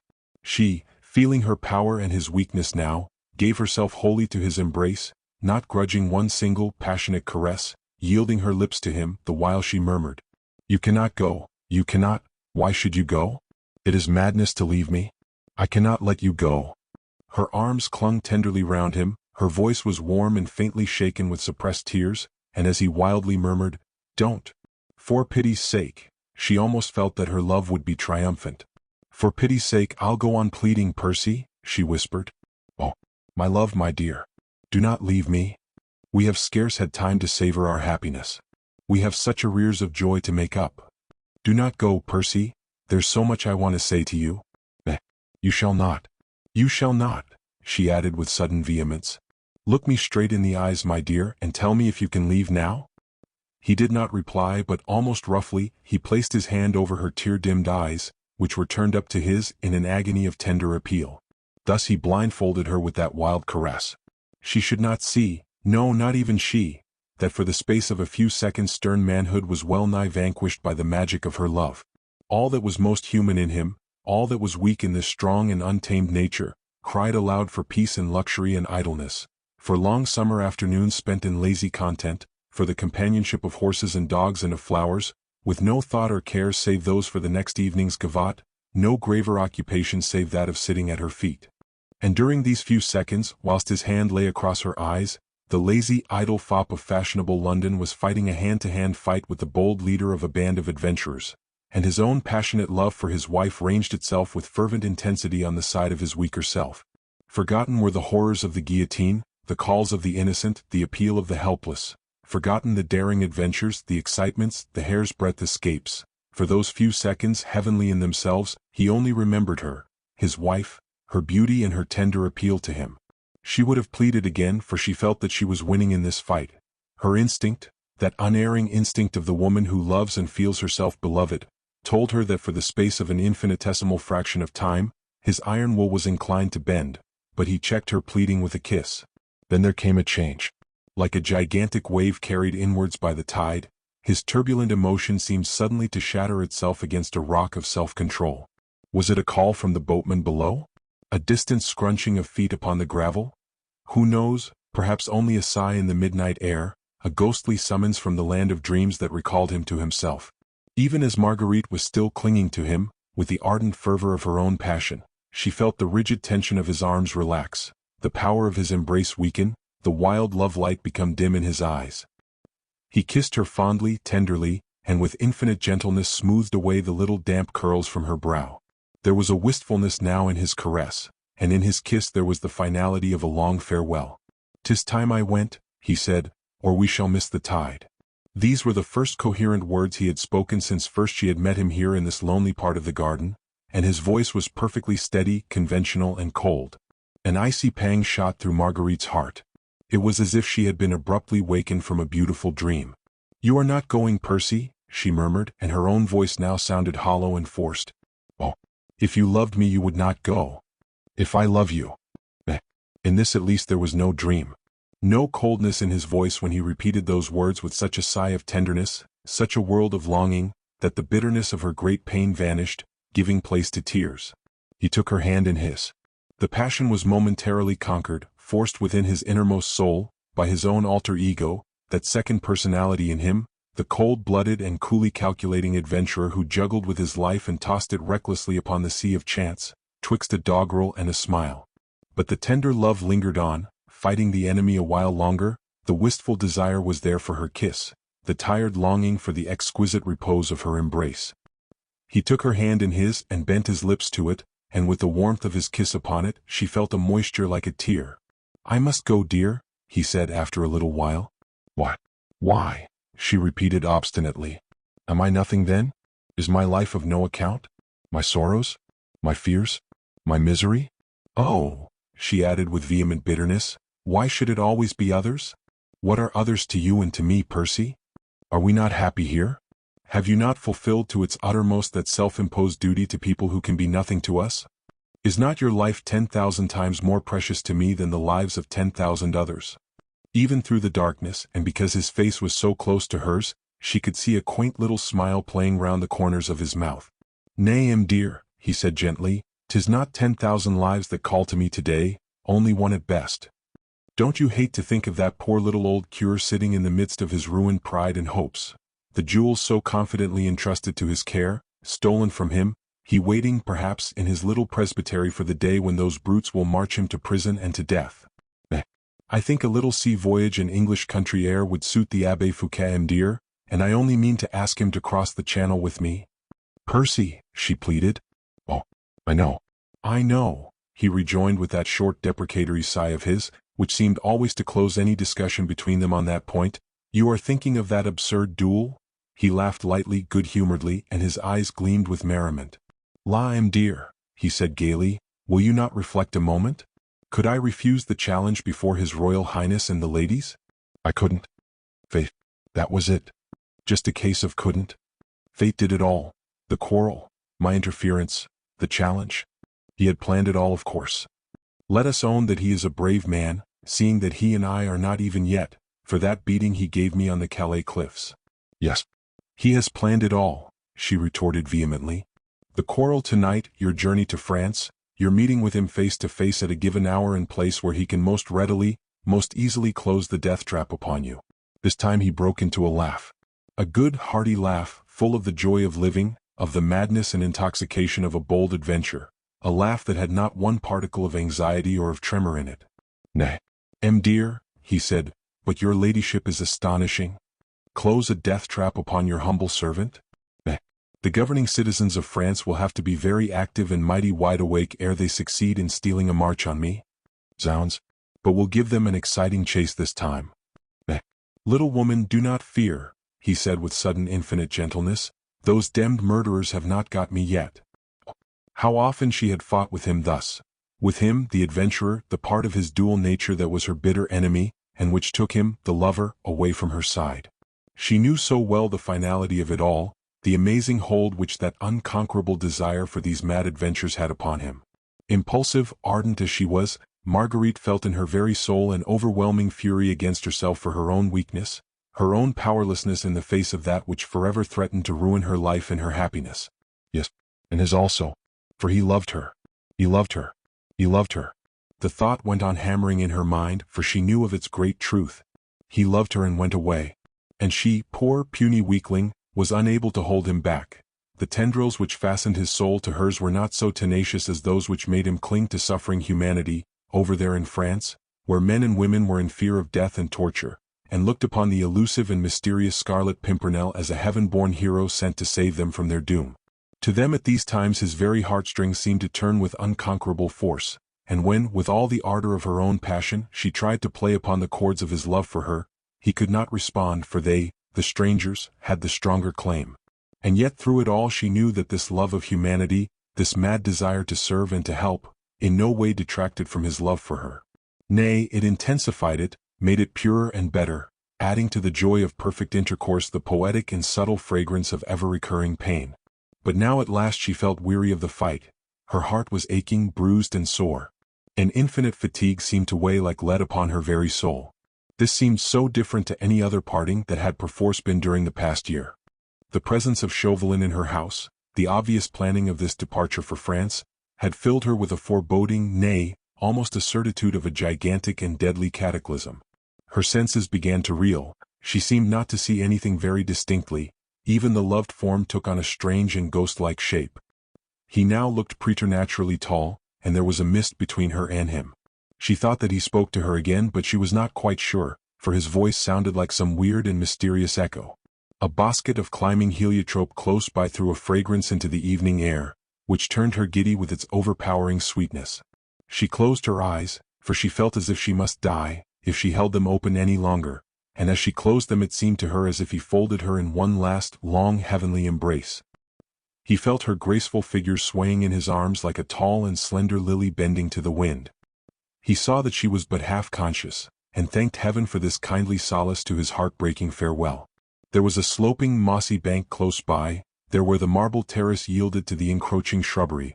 A tangle of pale pink monthly roses made a bower overhead. She was just sufficiently conscious to enable him to lead her to this soft green couch. There he laid her amongst the roses, kissed the dear, tired eyes, her hands, her lips, her tiny feet, and went. Chapter 16 The Passport. The rhythmic clapper of oars roused Marguerite from this trance-like swoon. In a moment she was on her feet, all her fatigue gone, her numbness of soul and body vanished as in a flash. She was fully conscious now. Conscious that he had gone. That according to every probability under heaven and every machination concocted in hell, he would never return from France alive, and that she had failed to hear the last words which he spoke to her, had failed to glean his last look or to savor his final kiss. Though the night was starlit and balmy, it was singularly dark, and vainly did Marguerite strain her eyes to catch sight of that boat which was bearing him away so swiftly now. She strained her ears, vaguely hoping to catch one last lingering echo of his voice. But all was silence, save that monotonous clapper, which seemed to beat against her heart like a rhythmic knell of death. She could hear the oars distinctly. There were 6 or 8, she thought, certainly no fewer. 8 oarsmen probably, which meant the larger boat and undoubtedly the longer journey, not to London only with a view to posting to Dover, but to Tilbury Fort, where the Day Dream would be in readiness to start with a favorable tide. Thought was returning to her, slowly and coherently. The pain of the last farewell was still there, bruising her very senses with its dull and heavy weight, but it had become numb and dead, leaving her, herself, her heart and soul, stunned and apathetic, whilst her brain was gradually resuming its activity. And the more she thought it over, the more certain she grew that her husband was going as far as Tilbury by river and would embark on the Day Dream there. Of course he would go to Boulogne at once. The duel was to take place there. Candle had told her that, adding that she thought she, Marguerite, would wish to go with him. To go with him. Heavens above! Was not that the only real, tangible thought in that whirling chaos which was raging in her mind? To go with him. Surely there must be some means of reaching him yet.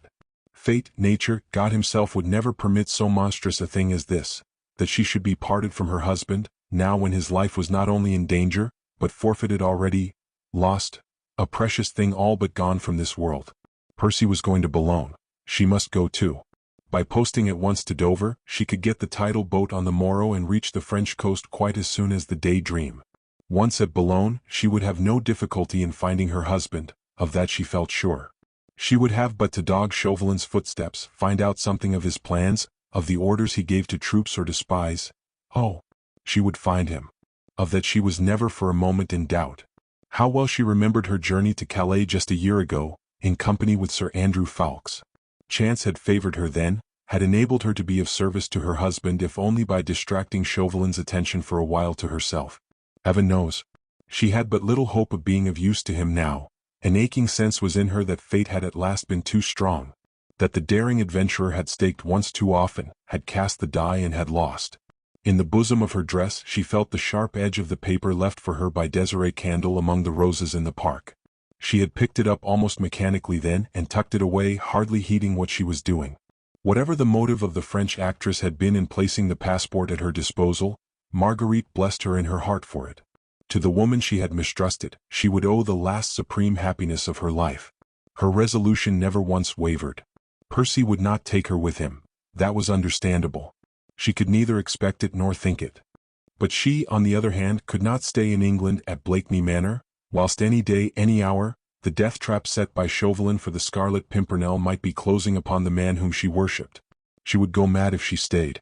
As there could be no chance of escape for Percy now, as he had agreed to meet his deadly enemy face to face at a given place, and a given hour, she could not be a hindrance to him, and she knew enough subterfuge, enough machinations and disguises by now, to escape Chauvelin's observation, unless Percy wanted her, and then she would be there.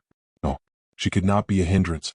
She had a passport in her pocket, everything en règle, nobody could harm her, and she could come and go as she pleased. There were plenty of swift horses in the stables, plenty of devoted servants to do her bidding quickly and discreetly. Moreover, at moments like these, conventionalities and the possible conjectures and surmises of others became of infinitesimally small importance. The household of Blakeney Manor were accustomed to the master's sudden journeys and absences of several days, presumably on some shooting or other sporting expeditions, with no one in attendance on him save Benyon, his favorite valet. These passed without any comments now. Bah! Let everyone marvel for once at her ladyship's sudden desire to go to Dover, and let it all be a 9 days' wonder. She certainly did not care. Skirting the house, she reached the stables beyond. 1 or 2 men were astir. To these she gave the necessary orders for her coach and 4, then she found her way back to the house. Walking along the corridor, she went past the room occupied by Juliette de Marny. For a moment she hesitated, then she turned and knocked at the door. Juliette was not yet in bed, for she went to the door herself and opened it. Obviously she had been quite unable to rest. Her hair was falling loosely over her shoulders, and there was a look of grave anxiety on her young face. "Juliette," said Marguerite in a hurried whisper, the moment she had closed the door behind her and she and the young girl were alone, "I am going to France to be near my husband. He has gone to meet that fiend in a duel which is nothing but a trap, set to capture him and lead him to his death. I want you to be of help to me, here in my house in my absence." "I would give my life for you, Lady Blakeney," said Juliette simply. "Is it not his since he saved it? It is only a little presence of mind, a little coolness and patience, which I will ask of you, dear," said Marguerite. "You of course know who your rescuer was, therefore you will understand my fears. Until tonight, I had vague doubts as to how much Chauvelin really knew, but now these doubts have naturally vanished. He and the French Revolutionary government know that the Scarlet Pimpernel and Percy Blakeney are one and the same. The whole scene tonight was prearranged. You and I and all the spectators and that woman Candle, we were all puppets piping to that devil's tune. The duel too was prearranged. That woman wearing your mother's jewels. Had you not provoked her, a quarrel between her and me, or one of my guests would have been forced somehow. I wanted to tell you this, lest you should fret and think that you were in any way responsible for what has happened. You were not. He had arranged it all. You were only the tool, just as I was. You must understand and believe that. Percy would hate to think that you felt yourself to blame. You are not that in any way. The challenge was bound to come. Chauvelin had arranged that it should come, and if you had failed him as a tool, he soon would have found another. Do you believe that?" "I believe that you are an angel of goodness, Lady Blakeney," replied Juliette, struggling with her tears, "and that you are the only woman in the world worthy to be his wife." "But," insisted Marguerite firmly as the young girl took her cold hand in her own, and gently fondling it, covered it with grateful kisses, "but if anything happens, anon, you will believe firmly that you were in no way responsible? That you were innocent? And merely a blind tool? God bless you for that. You will believe it?" "I will." "And now for my request," rejoined Lady Blakeney in a more quiet, more matter-of-fact tone of voice. "You must represent me here when I am gone. Explain as casually and as naturally as you can that I have gone to join my husband on his yacht for a few days. Lucy, my maid, is devoted and a tower of secrecy. She will stand between you and the rest of the household, in concocting some plausible story. To every friend who calls, to anyone of our world whom you may meet, you must tell the same tale, and if you note an air of incredulity in anyone, if you hear whispers of there being some mystery, well, let the world wag its busy tongue, I care less than not. It will soon tire of me and my doings, and having torn my reputation to shreds will quickly leave me in peace.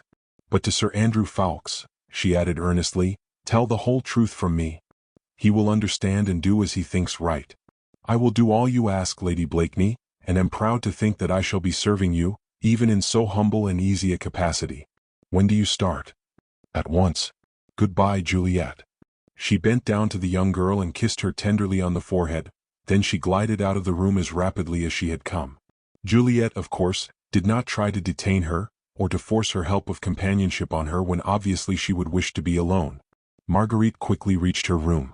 Her maid Lucy was already waiting for her. Devoted and silent as she was, one glance at her mistress' face told her that trouble, grave and imminent, had reached Blakeney Manor. Marguerite, whilst Lucy undressed her, took up the passport and carefully perused the personal description of one, Céline Dumont, maid to Citizeness Desiree Candle, which was given therein. Tall, blue eyes, light hair, age about 25. It all might have been vaguely meant for her. She had a dark cloth gown and long black cloak with hood to come well over the head. These she now donned, with some thick shoes and a dark-colored handkerchief tied over her head under the hood, so as to hide the golden glory of her hair. She was quite calm and in no haste. She made Lucy pack a small hand valise with some necessaries for the journey, and provided herself plentifully with money, French and English notes, which she tucked well away inside her dress. Then she bade her maid, who was struggling with her tears, a kindly farewell, and quickly went down to her coach. Chapter 17. Boulogne. During the journey Marguerite had not much leisure to think. The discomforts and petty miseries incidental on cheap traveling had the very welcome effect of making her forget, for the time being, the soul-rendering crisis through which she was now passing. For, of necessity, she had to travel at the cheap rate, among the crowd of poorer passengers who were herded aft the packet boat, leaning up against one another, sitting on bundles and packages of all kinds. That part of the deck, reeking with the smell of tar and sea-water, damp, squally and stuffy, was an abomination of hideous discomfort to the dainty, fastidious lady of fashion. Yet she almost welcomed the intolerable propinquity, the cold douches of salt water, which every now and then wetted her through and through, for it was the consequent sense of physical wretchedness that helped her to forget the intolerable anguish of her mind. And among these poorer travelers she felt secure from observation. No one took much notice of her. She looked just like one of the herd, and in the huddled-up little figure, in the dark, bedraggled clothes, no one would for a moment have recognized the dazzling personality of Lady Blakeney. Drawing her hood well over her head, she sat in a secluded corner of the deck, upon the little black valise which contained the few belongings she had brought with her. Her cloak and dress, now mud-stained and dank with splashings of salt water, attracted no one's attention. There was a keen northeasterly breeze, cold and penetrating, but favorable to a rapid crossing. Marguerite, who had gone through several hours of weary traveling by coach, before she had embarked at Dover in the late afternoon, was unspeakably tired. She had watched the golden sunset out at sea until her eyes were burning with pain, and as the dazzling crimson and orange and purple gave place to the soft gray tones of evening, she descried the round cupola of the Church of Our Lady of Boulogne against the dull background of the sky. After that her mind became a blank. A sort of torpor fell over her sense. She was wakeful and yet half asleep, unconscious of everything around her, seeing nothing but the distant massive towers of old Boulogne churches gradually detaching themselves one by one from out the fast-gathering gloom. The town seemed like a dream city, a creation of some morbid imagination, presented to her mind's eye as the city of sorrow and death. When the boat finally scraped her sides along the rough wooden jetty, Marguerite felt as if she were forcibly awakened. She was numb and stiff and thought she must have fallen asleep during the last half-hour of the journey. Everything round her was dark. The sky was overcast, and the night seemed unusually somber. Figures were moving all around her, there was noise and confusion of voices, and a general pushing and shouting which seemed strangely weird in this gloom. Here among the poorer passengers, there had not been thought any necessity for a light. One solitary lantern fixed to a mast only enhanced the intense blackness of everything around. Now and then a face would come within range of this meager streak of yellow light, looking strangely distorted, with great elongated shadows across the brow and chin, a grotesque, ghostly apparition which quickly vanished again, scurrying off like some frightened gnome, giving place other forms, other figures all equally grotesque and equally weird. Marguerite watched them all half stupidly and motionlessly for a while. She did not quite know what she ought to do and did not like to ask any questions. She was dazed and the darkness blinded her. Then gradually things began to detach themselves more clearly. On looking straight before her, she began to discern the landing place, the little wooden bridge across which the passengers walked one by one from the boat onto the jetty. The first-class passengers were evidently all alighting now. The crowd of which Marguerite formed a unit had been pushed back in a more compact herd, out of the way for the moment, so that their betters might get along more comfortably. Beyond the landing stage a little booth had been erected, a kind of tent, open in front and lighted up within by a couple of lanterns. Under this tent there was a table, behind which sat a man dressed in some sort of official-looking clothes, and wearing the tricolor scarf across his chest. All the passengers from the boat had apparently to file past this tent. Marguerite could see them now quite distinctly, the profiles of the various faces, as they paused for a moment in front of the table, being brilliantly illuminated by one of the lanterns. Two sentinels wearing the uniform of the National Guard stood each side of the table. The passengers one by one took out their passport as they went by, handed it to the man in the official dress, who examined it carefully, very lengthily, then signed it and returned the paper to its owner. But at times he appeared doubtful, folded the passport and put it down in front of him. The passenger would protest. Marguerite could not hear what was said, but she could see that some argument was attempted, quickly dismissed by a peremptory order from the official. The doubtful passport was obviously put on one side for further examination, and the unfortunate owner thereof detained, until he or she had been able to give more satisfactory references to the representatives of the Committee of Public Safety, stationed at Boulogne. This process of examination necessarily took a long time. Marguerite was getting horribly tired, her feet ached and she scarcely could hold herself upright. Yet she watched all these people mechanically, making absurd little guesses in her weary mind as to whose passport would find favor in the eyes of the official, and whose would be found suspect and inadequate. Suspect. A terrible word these times. Since Merlin's terrible law decreed now that every man, woman or child, who was suspected by the Republic of being a traitor was a traitor in fact. How sorry she felt for those whose passports were detained, who tried to argue so needlessly, and who were finally let off by a soldier who had stepped out from somewhere in the dark, and had to await further examination, probably imprisonment and often death. As to herself, she felt quite safe. The passport given to her by Chauvelin's own accomplice was sure to be quite en règle. Then suddenly her heart seemed to give a sudden leap and then to stop in its beating for a second or two. In one of the passengers, a man who was just passing in front of the tent, she had recognized the form and profile of Chauvelin. He had no passport to show, but evidently the official knew who he was, for he stood up and saluted, and listened deferentially whilst the ex-ambassador apparently gave him a few instructions. It seemed to Marguerite that these instructions related to two women who were close behind Chauvelin at the time, and who presently seemed to file past without going through the usual formalities of showing their passports. But of this she could not be quite sure. The women were closely hooded and veiled and her own attention had been completely absorbed by this sudden appearance of her deadly enemy. Yet what more natural than that Chauvelin should be here now? His object accomplished, he had no doubt posted to Dover just as she had done. There was no difficulty in that, and a man of his type and importance would always have unlimited means and money at his command to accomplish any journey he might desire to undertake. There was nothing strange or even unexpected in the man's presence here, and yet somehow it had made the whole awful reality more tangible, more wholly unforgettable. Marguerite remembered his abject words to her, when first she had seen him at the Richmond fete. He said that he had fallen into disgrace, that, having failed in his service to the Republic, he had been relegated to a subordinate position, pushed aside with contumely to make room for better, abler men. Well, all that was a lie, of course, a cunning method of gaining access into her house. Of that she had already been convinced, when Candle provoked the esclandre which led to the challenge. That on French soil he seemed in anything but a subsidiary position, that he appeared to rule rather than to obey, could in no way appear to Marguerite in the nature of surprise. As the actress had been a willing tool in the cunning hands of Chauvelin, so were probably all these people around her. Where others cringed in the face of officialism, the ex-ambassador had stepped forth as a master. He had shown a badge, spoken a word mayhap, and the man in the tent who had made other people tremble, stood up deferentially and obeyed all commands. It was all very simple and very obvious, but Marguerite's mind had been asleep, and it was the sight of the sable-clad little figure which had roused it from its happy torpor.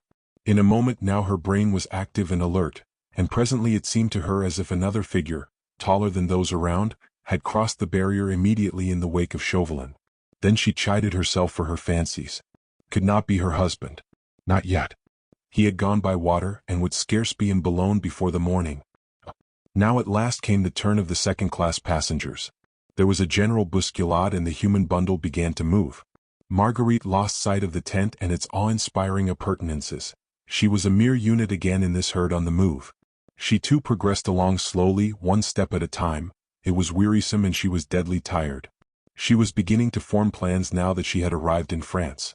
All along she had made up her mind that she would begin by seeking out the Abbé Fouquet, for he would prove a link twixt her husband and herself. She knew that Percy would communicate with the Abbé. Had he not told her that the rescue of the devoted old man from the clutches of the terrorists would be one of the chief objects of his journey? It had never occurred to her what she would do if she found the Abbé Fouquet gone from Boulogne. Lamire. Your passport. The rough words roused her from her meditations. She had moved forward, quite mechanically, her mind elsewhere, her thoughts not following the aim of her feet. Thus she must have crossed the bridge along with some of the crowd, must have landed on the jetty, and reached the front of the tent, without really knowing what she was doing. Ah yes, her passport. She had quite forgotten that. But she had it by her, quite in order, given to her in a fit of tardy remorse by Demoiselle Candle, the intimate friend of one of the most influential members of the revolutionary government of France. She took the passport from the bosom of her dress and handed it to the man in the official dress. Your name? He asked peremptorily. Céline Dumont, she replied unhesitatingly, for had she not rehearsed all this in her mind dozens of times, until her tongue could rattle off the borrowed name as easily as it could her own, servitor to Citizeness Desiree Candle. The man, who had very carefully been examining the paper the while, placed it down on the table deliberately in front of him, and said, "Celine Dumont. Lamire. What tricks are you up to now?" "Tricks? I don't understand," she said quietly, for she was not afraid. The passport was en règle. She knew she had nothing to fear. "Oh, but I think you do," retorted the official with a sneer, "and 'tis a mighty clever one, I'll allow. Celine Dumont, ma foi. Not badly imagined, ma petite mère," and all would have passed off splendidly. Unfortunately, Celine Dumont, servitor to Citizeness Desiree Candle, passed through these barriers along with her mistress not half an hour ago. And with long grimy finger he pointed to an entry in the large book which lay open before him, and wherein he had apparently been busy making notes of the various passengers who had filed past him. Then he looked up with a triumphant leer at the calm face of Marguerite. She still did not feel really frightened, only puzzled and perturbed, but all the blood had rushed away from her face, leaving her cheeks ashen white and pressing against her heart, until it almost choked her. "You are making a mistake, citizen," she said very quietly. "I am Citizeness Candle's maid.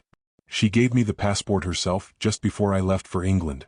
If you will ask her the question, she will confirm what I say, and she assured me that it was quite en règle." But the man only shrugged his shoulders and laughed derisively. The incident evidently amused him, yet he must have seen many of the same sort. In the far corner of the tent Marguerite seemed to discern a few moving forms, soldiers, she thought, for she caught sight of a glint like that of steel. One or two men stood close behind the official at the desk, and the sentinels were to the right and left of the tent. With an instinctive sense of appeal, Marguerite looked round from one face to the other, but each looked absolutely impassive and stolid, quite uninterested in this little scene, the exact counterpart of a dozen others, enacted on this very spot within the last hour. "Petite mère," said the official in the same tone of easy persiflage which he had adopted all along, "but we do know how to concoct a pretty lie, aye, and so circumstantially too. Unfortunately it was Citizeness Desiree Candle herself who happened to be standing just where you are at the present moment, along with her maid, Celine Dumont, both of whom were specially signed for and recommended as perfectly trustworthy, by no less a person than Citoyen Chauvelin of the Committee of Public Safety." "But I assure you that there is a mistake," pleaded Marguerite earnestly. "'Tis the other woman who lied. I have my passport and—" "A truce on this," retorted the man peremptorily. "If everything is as you say, and if you have nothing to hide, you'll be at liberty to continue your journey tomorrow, after you have explained yourself before the citizen governor. Next one now, quick." Marguerite tried another protest, just as those others had done, whom she had watched so mechanically before. But already she knew that that would be useless, for she had felt that a heavy hand was being placed on her shoulder, and that she was being roughly led away. In a flash she had understood and seen the whole sequel of the awful trap which had all along been destined to engulf her as well as her husband. What a clumsy, blind fool she had been. What a miserable antagonist the subtle schemes of a past master of intrigue as was Chauvelin. To have enticed the Scarlet Pimpernel to France was a great thing. The challenge was clever, the acceptance of it by the bold adventurer a foregone conclusion, but the master stroke of the whole plan was done, when she, the wife, was enticed over too with the story of Candle's remorse and the offer of the passport. Fool that she was. And how well did Chauvelin know feminine nature. How cleverly he had divined her thoughts, her feelings, the impulsive way in which she would act. How easily he had guessed that, knowing her husband's danger, she, Marguerite, would immediately follow him. Now the trap had closed on her, and she saw it all when it was too late. Percy Blakeney in France. His wife a prisoner. Her freedom and safety in exchange for his life. The hopelessness of it all struck her with appalling force, and her senses reeled with the awful finality of the disaster. Yet instinct in her still struggled for freedom. Ahead of her, and all around, beyond the tent and in the far distance there was a provocative, alluring darkness. If she only could get away, only could reach the shelter of that remote and somber distance, she would hide and wait, not blunder again, oh no. She would be prudent and wary if only she could get away. One woman struggles against 5 men. It was pitiable, sublime, absolutely useless. The man in the tent seemed to be watching her with much amusement for a moment or two, as her whole graceful body stiffened for that absurd and unequal physical contest. He seemed vastly entertained at the sight of this good-looking young woman striving to pit her strength against 5 sturdy soldiers of the Republic. "Allons, that will do now," he said at last roughly. "We have no time to waste. Get the jade away and let her cool her temper in number 6, until the citizen governor gives further orders. Take her away, he shouted more loudly, banging a grimy fist down on the table before him, as Marguerite still struggled on with the blind madness of despair. Party? Can none of you rid us of that turbulent baggage? The crowd behind were pushing forward. The guard within the tent were jeering at those who were striving to drag Marguerite away. These latter were cursing loudly and volubly, until one of them, tired out, furious and brutal, raised his heavy fist and with an obscene oath brought it crashing down upon the unfortunate woman's head. Perhaps, though it was the work of a savage and cruel creature, the blow proved more merciful than it had been intended. It had caught Marguerite full between the eyes. Her aching senses, wearied and reeling already, gave way beneath this terrible violence. Her useless struggles ceased, her arms fell inert by her side, and losing consciousness completely, her proud, unbendable spirit was spared the humiliating knowledge of her final removal by the rough soldiers, and of the complete wreckage of her last lingering hopes. Chapter 18. Number 6. Consciousness returned very slowly, very painfully. It was night when last Marguerite had clearly known what was going on around her. It was daylight before she realized that she still lived, that she still knew and suffered. Her head ached intolerably. That was the first conscious sensation which came to her. Then she vaguely perceived a pale ray of sunshine, very hazy and narrow, which came from somewhere in front of her and struck her in the face. She kept her eyes tightly shut, for that filmy light caused her an increase of pain. She seemed to be lying on her back, and her fingers wandering restlessly around felt a hard palliasse beneath their touch, then a rough pillow and her own cloak laid over her. Thought had not yet returned, only the sensation of great suffering and of infinite fatigue. Anon she ventured to open her eyes, and gradually one or two objects detached themselves from out the haze which still obscured her vision. Firstly, the narrow aperture, scarcely a window, filled in with tiny squares of coarse, unwashed glass, through which the rays of the morning sun were making kindly efforts to penetrate, then the cloud of dust illumined by those same rays and made up, so it seemed to the poor tired brain that strove to perceive, of myriads of abnormally large molecules, overabundant and overactive, for they appeared to be dancing a kind of wild saraband before Marguerite's aching eyes, advancing and retreating, forming themselves into groups and taking on funny shapes of weird masks and grotesque faces which grinned at the unconscious figure lying helpless on the rough palliasse. Through and beyond them Marguerite gradually became aware of 3 walls of a narrow room, dank and gray, half covered with whitewash and half with greenish mildew. Yes. And there, opposite to her and immediately beneath that semblance of a window, was another palliasse, and on it something dark that moved. The words, Liberté, Égalité, Fraternité, ou la mort, stared out at her from somewhere beyond those active molecules of dust, but she also saw just above the other palliasse the vague outline of a dark crucifix.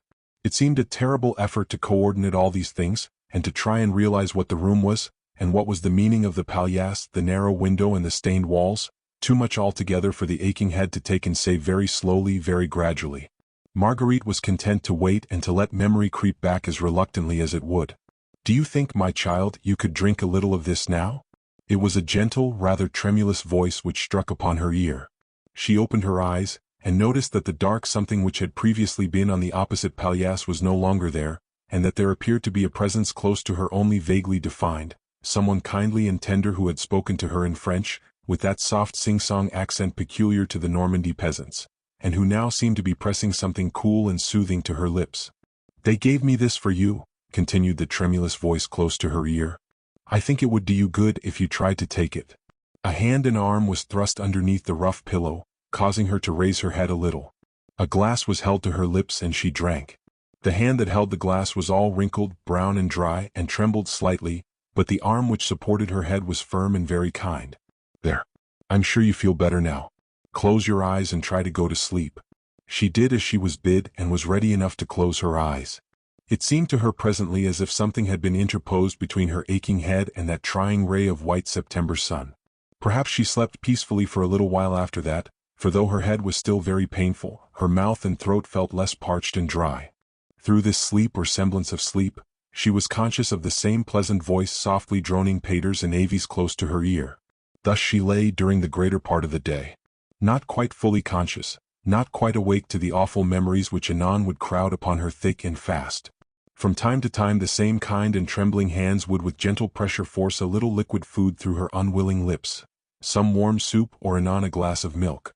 Beyond the pain in her head, she was conscious of no physical ill. She felt at perfect peace, and an extraordinary sense of quiet and repose seemed to pervade this small room, with its narrow window through which the rays of the sun came gradually in more golden splendor as the day drew towards noon, and then they vanished altogether. The drony voice close beside her acted as a soporific upon her nerves. In the afternoon she fell into a real and beneficent sleep. But after that she woke to full consciousness. The horror, the folly of it all. It came back to her with all the inexorable force of an appalling certainty. She was a prisoner in the hands of those who long ago had sworn to bring the Scarlet Pimpernel to death. His wife, a hostage in their hands. Her freedom and safety offered to him as the price of his own. Here there was no question of dreams or of nightmares. No illusions as to the ultimate intentions of her husband's enemies. It was all a reality, and even now, before she had the strength fully to grasp the whole nature of this horrible situation, she knew that by her own act of mad and passionate impulse, she had hopelessly jeopardized the life of the man she loved. For with that sublime confidence in him begotten of her love, she never for a moment doubted which of the two alternatives he would choose, when once they were placed before him. He would sacrifice himself for her. He would prefer to die 1,000 deaths so long as they set her free. For herself, her own sufferings, her danger or humiliation she cared nothing. At this very moment she was conscious of a wild passionate desire for death. In this sudden onrush of memory and of thought she wished with all her soul and heart and mind to die here suddenly, on this hard palliasse, in this lonely and dark prison, so that she should be out of the way once and for all, so that she should not be the hostage to be bartered against his precious life and freedom. He would suffer acutely, terribly at her loss because he loved her above everything else on earth. He would suffer in every fiber of his passionate and ardent nature, but he would not then have to endure the humiliations, the awful alternatives, the galling impotence and miserable death, the relentless either, or which his enemies were even now preparing for him. And then came a revulsion of feeling. Marguerite's was essentially a buoyant and active nature, a keen brain which worked and schemed and planned, rather than one ready to accept the inevitable. Hardly had these thoughts of despair and of death formulated themselves in her mind, than with brilliant swiftness, a new train of ideas began to take root. What if matters were not so hopeless after all? Already her mind had flown instinctively to thoughts of escape. Had she the right to despair? She, the wife and intimate companion of the man who had astonished the world with his daring, his prowess, his amazing good luck, she to imagine for a moment that in this all-supreme moment of adventurous life the Scarlet Pimpernel would fail. Was not English society peopled with men, women and children whom his ingenuity had rescued from plights quite as seemingly hopeless as her own, and would not all the resources of that inventive brain be brought to bear upon this rescue which touched him nearer and more deeply than any which he had attempted hitherto? Now Marguerite was chiding herself for her doubts and for her fears. Already she remembered that amongst the crowd on the landing stage she had perceived a figure, unusually tall, following in the wake of Chauvelin and his companions. Awakened hope had already assured her that she had not been mistaken, that Percy, contrary to her own surmises, had reached Boulogne last night. He always acted so differently to what anyone might expect, that it was quite possible that he had crossed over in the packet-boat after all, unbeknown to Marguerite as well as to his enemies. Well, yes, the more she thought about it all, the more sure was she that Percy was already in Boulogne, and that he knew of her capture and her danger. What right had she to doubt even for a moment that he would know how to reach her, how, when the time came, to save himself and her? A warm glow began to fill her veins. She felt excited and alert, absolutely unconscious now of pain or fatigue, in this radiant joy of reawakened hope. She raised herself slightly, leaning on her elbow. She was still very weak and the slight movement had made her giddy, but soon she would be strong and well. She must be strong and well and ready to do his bidding when the time for escape would have come. "Ah, you are better, my child, I see," said that quaint, tremulous voice again with its soft sing-song accent, "but you must not be so venturesome, you know. The physician said that you had received a cruel blow. The brain has been rudely shaken, and you must lie quite still all today, or your poor little head will begin to ache again." Marguerite turned to look at the speaker, and in spite of her excitement, of her sorrow and of her anxieties, she could not help smiling at the whimsical little figure which sat opposite to her, on a very rickety chair, solemnly striving with slow and measured movement of hand and arm, and a large supply of breath, to get up a polish on the worn-out surface of an ancient pair of buckled shoes. The figure was slender and almost wizened, the thin shoulders round with an habitual stoop, the lean shanks were encased in a pair of much-darned coarse black stockings. It was the figure of an old man, with a gentle, clear-cut face furrowed by a forest of wrinkles, and surmounted by scanty white locks above a smooth forehead which looked yellow and polished like an ancient piece of ivory. He had looked across at Marguerite as he spoke, and a pair of innately kind and mild blue eyes were fixed with tender reproach upon her. Marguerite thought that she had never seen quite so much goodness and simple-heartedness portrayed on any face before. It literally beamed out of those pale blue eyes, which seemed quite full of unshed tears. The old man wore a tattered garment, a miracle of shining cleanliness, which had once been a soutane of smooth black cloth, but was now a mass of patches and threadbare at shoulders and knees. He seemed deeply intent in the task of polishing his shoes, and having delivered himself of his little admonition, he very solemnly and earnestly resumed his work. Marguerite's first and most natural instinct had, of course, been one of dislike and mistrust of anyone who appeared to be in some way on guard over her. But when she took in every detail of the quaint figure of the old man, his scrupulous tidiness of apparel, the resigned stoop of his shoulders, and met in full the gaze of those moist eyes, she felt that the whole aspect of the man as he sat there polishing his shoes was infinitely pathetic and in its simplicity commanding of respect. "Who are you?" asked Lady Blakeney at last, for the old man, after looking at her with a kind of appealing wonder, seemed to be waiting for her to speak. "A priest of the good God, my dear child," replied the old man with a deep sigh and a shake of his scanty locks, "who is not allowed to serve his divine master any longer. A poor old fellow, very harmless and very helpless, who had been set here to watch over you. You must not look upon me as a jailer because of what I say, my child," he added with a quaint air of deference and apology. "I am very old and very small and only take up a very little room. I can make myself very scarce. You shall hardly know that I am here. They forced me to it much against my will. But they are strong and I am weak. How could I deny them since they put me here? After all," he concluded naively, "perhaps it is the will of le bon Dieu, and he knows best, my child, he knows best." The shoes evidently refused to respond any further to the old man's efforts at polishing them. He contemplated them now, with a whimsical look of regret on his furrowed face, then set them down on the floor and slipped his stockinged feet into them. Marguerite was silently watching him, still leaning on her elbow. Evidently her brain was still numb and fatigued, for she did not seem able to grasp all that the old man said. She smiled to herself too as she watched him. How could she look upon him as a jailer? He did not seem at all like a Jacobin or a terrorist. There was nothing of the dissatisfied democrat, of the snarling anarchist ready to lend his hand to any act of ferocity directed against a so-called aristocrat, about this pathetic little figure in the ragged soutane and worn shoes. He seemed singularly bashful too and ill at ease, and loath to meet Marguerite's great, ardent eyes, which were fixed questioningly upon him. "You must forgive me, my daughter," he said shyly, "for concluding my toilet before you. I had hoped to be quite ready before you woke, but I had some trouble with my shoes. Except for a little water and soap, the prison authorities will not provide us poor captives with any means of cleanliness and tidiness, and le bon Dieu does love a tidy body as well as a clean soul. But there, he added fussily, I must not continue to gossip like this. You would like to get up, I know, and refresh your face and hands with a little water. You will see how well I have thought it out. I need not interfere with you at all, and when you make your little bit of toilette, you will feel quite alone, just as if the old man was not there." He began busying himself about the room, dragging the rickety rush-bottomed chairs forward. There were 4 of these in the room, and he began forming a kind of bulwark with them, placing 2 side by side, then piling the 2 others up above. "You will see, my child, you will see," he kept repeating at intervals as the work of construction progressed. It was no easy matter, for he was of low stature, and his hands were unsteady from apparently uncontrollable nervousness. Marguerite, leaning slightly forward, her chin resting in her hand, was too puzzled and anxious to grasp the humor of this comical situation. She certainly did not understand. This old man had in some sort of way, and for a hitherto unexplained reason, been set as a guard over her. It was not an unusual device on the part of the inhuman wretches who now ruled France, to add to the miseries and terrors of captivity, where a woman of refinement was concerned, the galling outrage of never leaving her alone for a moment.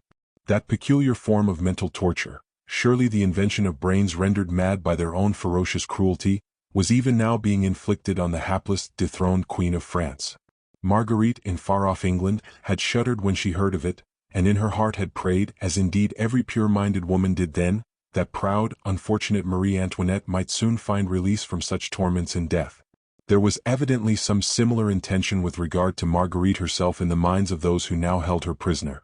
But this old man seemed so feeble and so helpless. His very delicacy of thought as he built up a screen to divide the squalid room in two, proved him to be singularly inefficient for the task of a watchful jailer. When the 4 chairs appeared fairly steady, and in comparatively little danger of toppling, he dragged the palliasse forward and propped it up against the chairs.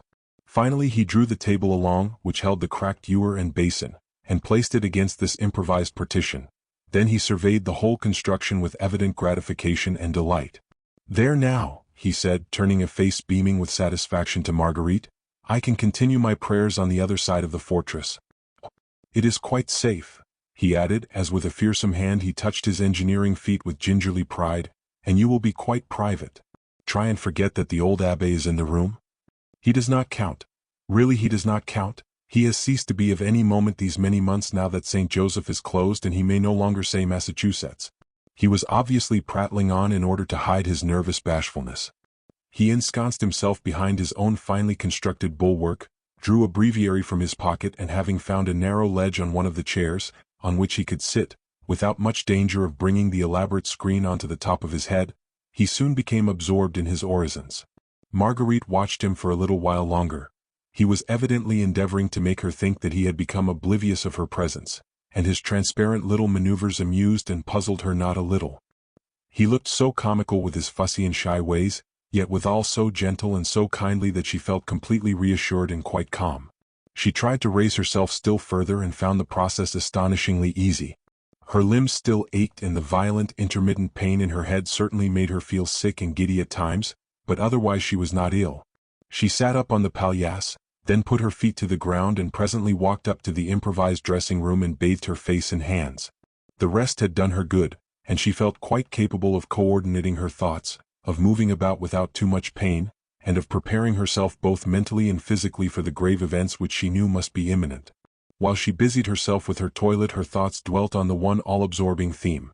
Percy was in Boulogne, he knew that she was here in prison, he would reach her without fail, in fact he might communicate with her at any moment now, and had without a doubt already evolved a plan of escape for her, more daring and ingenious than any which he had conceived hitherto. Therefore she must be ready, and prepared for any eventuality. She must be strong and eager, in no way despondent, for if he were here, would he not chide her for her want of faith? By the time she had smoothed her hair and tidied her dress, Marguerite caught herself singing quite cheerfully to herself. So full of buoyant hope was she. Chapter 19. The Strength of the Weak. Lab, said Marguerite gravely. Yes, mon enfant.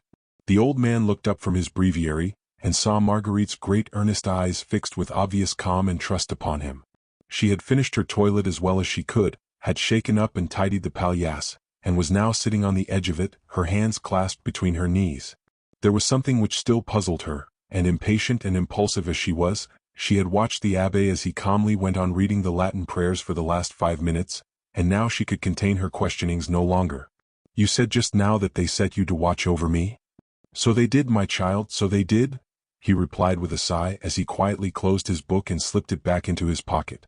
"Ah, they are very cunning, and we must remember that they have the power."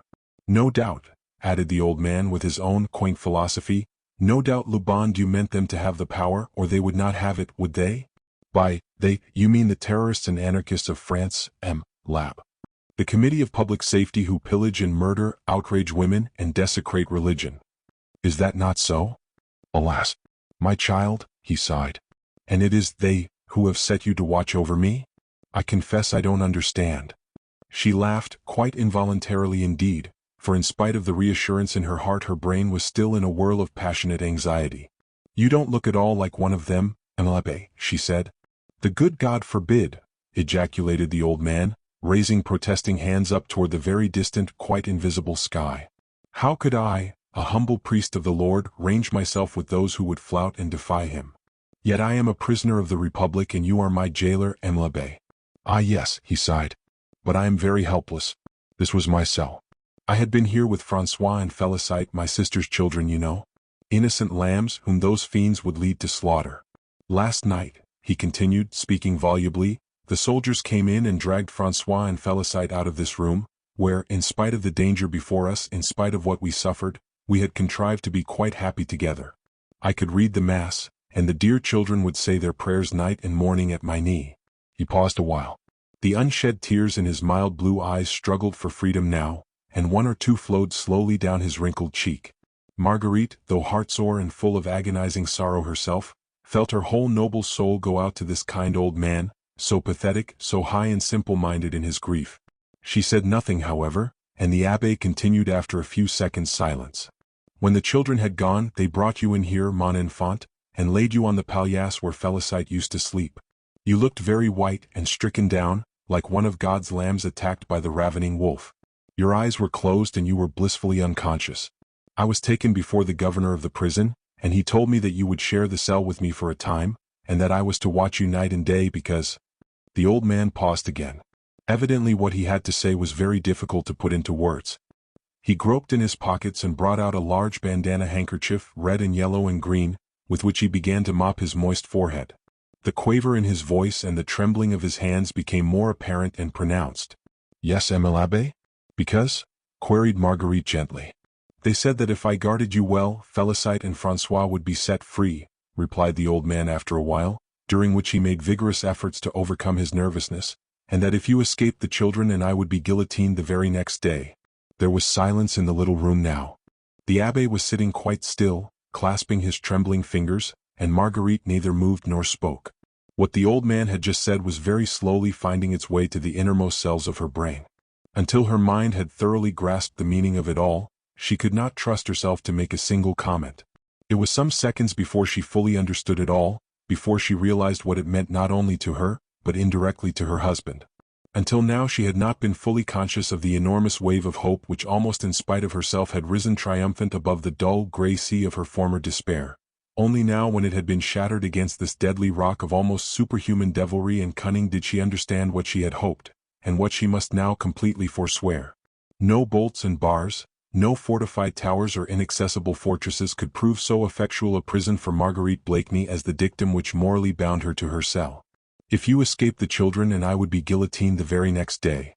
This meant that even if Percy knew, even if he could reach her, he could never set her free, since her safety meant death to two innocent children and to this simple-hearted man. It would require more than the ingenuity of the Scarlet Pimpernel himself to untie this Gordian knot. "I don't mind for myself, of course," the old man went on with gentle philosophy. "I have lived my life. What matters if I die tomorrow, or if I linger on until my earthly span is legitimately run out?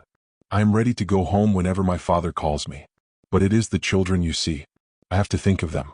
François is his mother's only son, the breadwinner of the household, a good lad and studious too, and Félicite has always been very delicate. She is blind from birth and—" "Oh, don't, for pity's sake don't," moaned Marguerite in an agony of helplessness.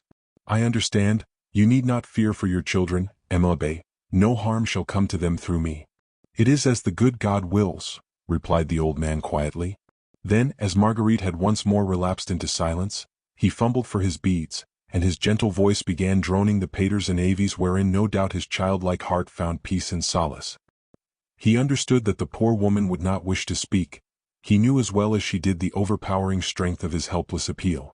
Thus the minutes sped on, the jailer and the captive, tied to one another by the strongest bonds that hand of man could forge, had nothing to say to one another.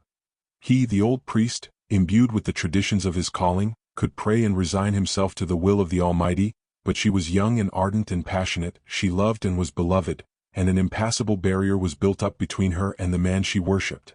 A barrier fashioned by the weak hands of children, one of whom was delicate and blind. Outside was air and freedom, reunion with her husband, an agony of happy remorse, a kiss from his dear lips, and trembling held her back from it all, because of François who was the breadwinner and of Félicite who was blind. Mechanically now Marguerite rose again and like an automaton, lifeless and thoughtless, she began putting the dingy, squalid room to rights. The abbé helped her demolish the improvised screen. With the same gentle delicacy of thought which had caused him to build it up, he refrained from speaking to her now. He would not intrude himself on her grief and her despair. Later on, she forced herself to speak again and asked the old man his name. "My name is Fouquet," he replied, "Jean-Baptiste Marie Fouquet, late parish priest of the Church of Saint Joseph, the patron saint of Boulogne." Fouquet. This was l'Abbé Fouquet. the faithful friend and servant of the de Marny family. Marguerite gazed at him with great, questioning eyes. What a wealth of memories crowded in on her mind at sound of that name. Her beautiful home at Richmond, her brilliant array of servants and guests, His Royal Highness at her side. Life in free, joyous, happy England, how infinitely remote it now seemed. Her ears were filled with the sound of a voice, drawly and quaint and gentle, a voice and a laugh half shy, wholly mirthful, and oh, so infinitely dear. I think a little sea voyage and English country air would suit the Abbé Fouquet, dear, and I only mean to ask him to cross the channel with me. The joy and confidence expressed in those words, the daring, the ambition, the pride, and the soft, languorous air of the old-world garden round her then, the passion of his embrace, the heavy scent of late roses and of heliotrope, which caused her to swoon in his arms. And now a narrow prison cell, and that pathetic, tender little creature there, with trembling hands and tear-dimmed eyes, the most powerful and most relentless jailer which the ferocious cunning of her deadly enemies could possibly have devised. Then she talked to him of Juliette Marny. The Abbé did not know that Emilie de Marny had succeeded in reaching England safely and was overjoyed to hear it. He recounted to Marguerite the story of the Marny jewels, how he had put them safely away in the crypt of his little church, until the Assembly of the Convention had ordered the closing of the churches, and placed before every minister of Le Bon Dieu the alternative of apostasy or death. With me it has only been prison so far, continued the old man simply, but prison has rendered me just as helpless as the guillotine would have done, for the enemies of Le Bon Dieu have ransacked the Church of St. Joseph and stolen the jewels which I should have guarded with my life. But it was obvious joy for the Abbé to talk of Juliette Marny's happiness. Vaguely, in his remote little provincial cure, he had heard of the prowess and daring of the Scarlet Pimpernel and liked to think that Juliette owed her safety to him. The good God will reward him and those whom he cares for, added Abbé Fouquet with that earnest belief in divine interference which seemed so strangely pathetic under these present circumstances. Marguerite sighed, and for the first time in this terrible soul-stirring crisis through which she was passing so bravely, she felt a beneficent moisture in her eyes. The awful tension of her nerves relaxed. She went up to the old man, took his wrinkled hand in hers, and falling on her knees beside him she eased her overburdened heart in a flood of tears. Chapter 20. Triumph. The day that Citizen Chauvelin's letter was received by the members of the Committee of Public Safety was indeed one of great rejoicing. The Moniteur tells us that in the séance of September 22, 1793, or Vendémiaire 1st of the year I, it was decreed that 60 prisoners, not absolutely proved guilty of treason against the Republic, only suspected, were to be set free. 60. At the mere news of the possible capture of the Scarlet Pimpernel, the committee was inclined to be magnanimous. Ferocity yielded for the moment to the elusive joy of anticipatory triumph. A glorious prize was about to fall into the hands of those who had the welfare of the people at heart. Robespierre and his Decemvirs rejoiced, and 60 persons had cause to rejoice with them. So be it. There were plans evolved already as to national fetes and wholesale pardons when that impudent and meddlesome Englishman at last got his deserts. Wholesale pardons which could easily be rescinded afterwards. Even with those 60 it was a mere respite. Those of Le Salut Public only loosened their hold for a while, were nobly magnanimous for a day, quite prepared to be doubly ferocious the next.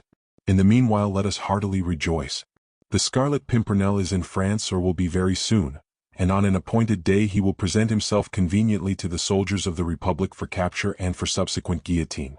England is at war with us, there is nothing therefore further to fear from her. We might hang every Englishman we can lay hands on, and England could do no more than she is doing at the present moment. Bombard our ports, bluster and threaten, join hands with Flanders and Austria and Sardinia, and the devil if she choose. Allons, vogue la galère. The Scarlet Pimpernel is perhaps on our shores at this very moment. Our most stinging, most irritating foe is about to be delivered into our hands. Citizen Chauvelin's letter is very categorical. I guarantee to you, Citizen Robespierre, and to the members of the revolutionary government who have entrusted me with the delicate mission. Robespierre's sensuous lips curl into a sarcastic smile. Citizen Chauvelin's pen was ever florid in its style. Entrusted me with the delicate mission is hardly the way to describe an order given under penalty of death. But let it pass. That 4 days from this date, at 1 hour after sunset, the man who goes by the mysterious name of the Scarlet Pimpernel will be on the southern ramparts of Boulogne, at the extreme southern corner of the town. 4 days from this date, and Citizen Chauvelin's letter is dated the 19th of September, 1793. Too much of an aristocrat, Monsieur le Marquis Chauvelin, sneers Merlin the Jacobin. He does not know that all good citizens had called that date the 28th Fructidor year I of the Republic. No matter, retorts Robespierre with impatient frigidity, whatever we may call the day, it was 48 hours ago, and in 48 hours more that damned Englishman will have run his head into a noose, from which, and I mistake not, he'll not find it easy to extricate himself. And you believe in Citizen Chauvelin's assertion, commented Danton with a lazy shrug of the shoulders. Only because he asks for help from us, quoth Robespierre drily. He is sure that the man will be there, but not sure if he can tackle him. But many were inclined to think that Chauvelin's letter was an idle boast. They knew nothing of the circumstances which had caused that letter to be written. They could not conjecture how it was that the ex-ambassador could be so precise in naming the day and hour when the enemy of France would be at the mercy of those whom he had outraged and flouted. Nevertheless, Citizen Chauvelin asks for help, and help must not be denied him. There must be no shadow of blame upon the actions of the Committee of Public Safety. Chauvelin had been weak once, had allowed the prize to slip through his fingers. It must not occur again. He has a wonderful head for devising plans, but he needs a powerful hand to aid him, so that he may not fail again. Carlot de Herbois, just home from Lyons and Tours, is the right man in an emergency like this. Citizen Carlot is full of ideas. The inventor of the noyades is sure to find a means of converting Boulogne into one gigantic prison out of which the mysterious English adventurer will find it impossible to escape. And whilst the deliberations go on, whilst this committee of butchers are busy slaughtering in imagination the game they have not yet succeeded in bringing down, there comes another messenger from Citizen Chauvelin. He must have ridden hard on the other one's heels, and something very unexpected and very sudden must have occurred to cause the citizen to send this second note. This time it is curt and to the point. Robespierre unfolds it and reads it to his colleagues. We have caught the woman, his wife. There may be murder attempted against my person. Send me someone at once who will carry out my instructions in case of my sudden death. Robespierre's lips curl in satisfaction, showing a row of yellowish teeth, long and sharp like the fangs of a wolf. A murmur like unto the snarl of a pack of hyenas rises round the table, as Chauvelin's letter is handed round. Everyone has guessed the importance of this preliminary capture. The woman, his wife.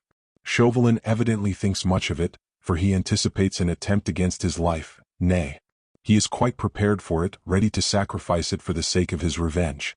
Who had accused him of weakness? He only thinks of his duty, not of his life. He does not fear for himself, only that the fruits of his skill might be jeopardized through assassination. Well, this English adventurer is capable of any act of desperation to save his wife and himself, and Citizen Chauvelin must not be left in the lurch. Thus, Citizen Carlot de Herbois is dispatched forthwith to Boulogne to be a helpmeet and counselor to Citizen Chauvelin. Everything that can humanly be devised must be done to keep the woman secure and to set the trap for that elusive Pimpernel. Once he is caught, the whole of France shall rejoice, and Boulogne, who had been instrumental in running the quarry to earth, must be specially privileged on that day. A general amnesty for all prisoners the day the Scarlet Pimpernel is captured. A public holiday and a pardon for all natives of Boulogne who are under sentence of death. They shall be allowed to find their way to the various English boats, trading and smuggling craft, that always lie at anchor in the roads there. The Committee of Public Safety feel amazingly magnanimous towards Boulogne. A proclamation embodying the amnesty and the pardon is at once drawn up and signed by Robespierre and his bloodthirsty Council of 10. It is entrusted to Citizen Carlot de Herbois to be read out at every corner of the ramparts as an inducement to the little town to do its level best. The Englishman and his wife, captured in Boulogne, will both be subsequently brought to Paris, formally tried on a charge of conspiring against the Republic and guillotined as English spies, but Boulogne shall have the greater glory and shall reap the first and richest reward. And armed with the magnanimous proclamation, the orders for general rejoicings and a grand local fete, armed also with any and every power over the entire city, its municipality, its garrisons, its forts, for himself and his colleague Chauvelin, Citizen Carlot de Herbois starts for Boulogne forthwith. Needless to tell him not to let the grass grow under his horse's hoofs. The capture of the Scarlet Pimpernel, though not absolutely an accomplished fact, is nevertheless a practical certainty, and no one rejoices over this great event more than the man who is to be present and see all the fun. Riding and driving, getting what relays of horses or wagons from roadside farms that he can, Carlot is not likely to waste much time on the way. It is 157 miles to Boulogne by road, and Carlot, burning with ambition to be in at the death, rides or drives as no messenger of good tidings has ever ridden or driven before. He does not stop to eat, but munches chunks of bread and cheese in the recess of the lumbering chaise or wagon that bears him along whenever his limbs refuse him service and he cannot mount a horse. The chronicles tell us that 24 hours after he left Paris, half-dazed with fatigue but ferocious and eager still, he is borne to the gates of Boulogne by an old cart-horse requisitioned from some distant farm, and which falls down dead at the Porte Gayole, whilst its rider, with a last effort, loudly clamors for admittance into the town, in the name of the Republic.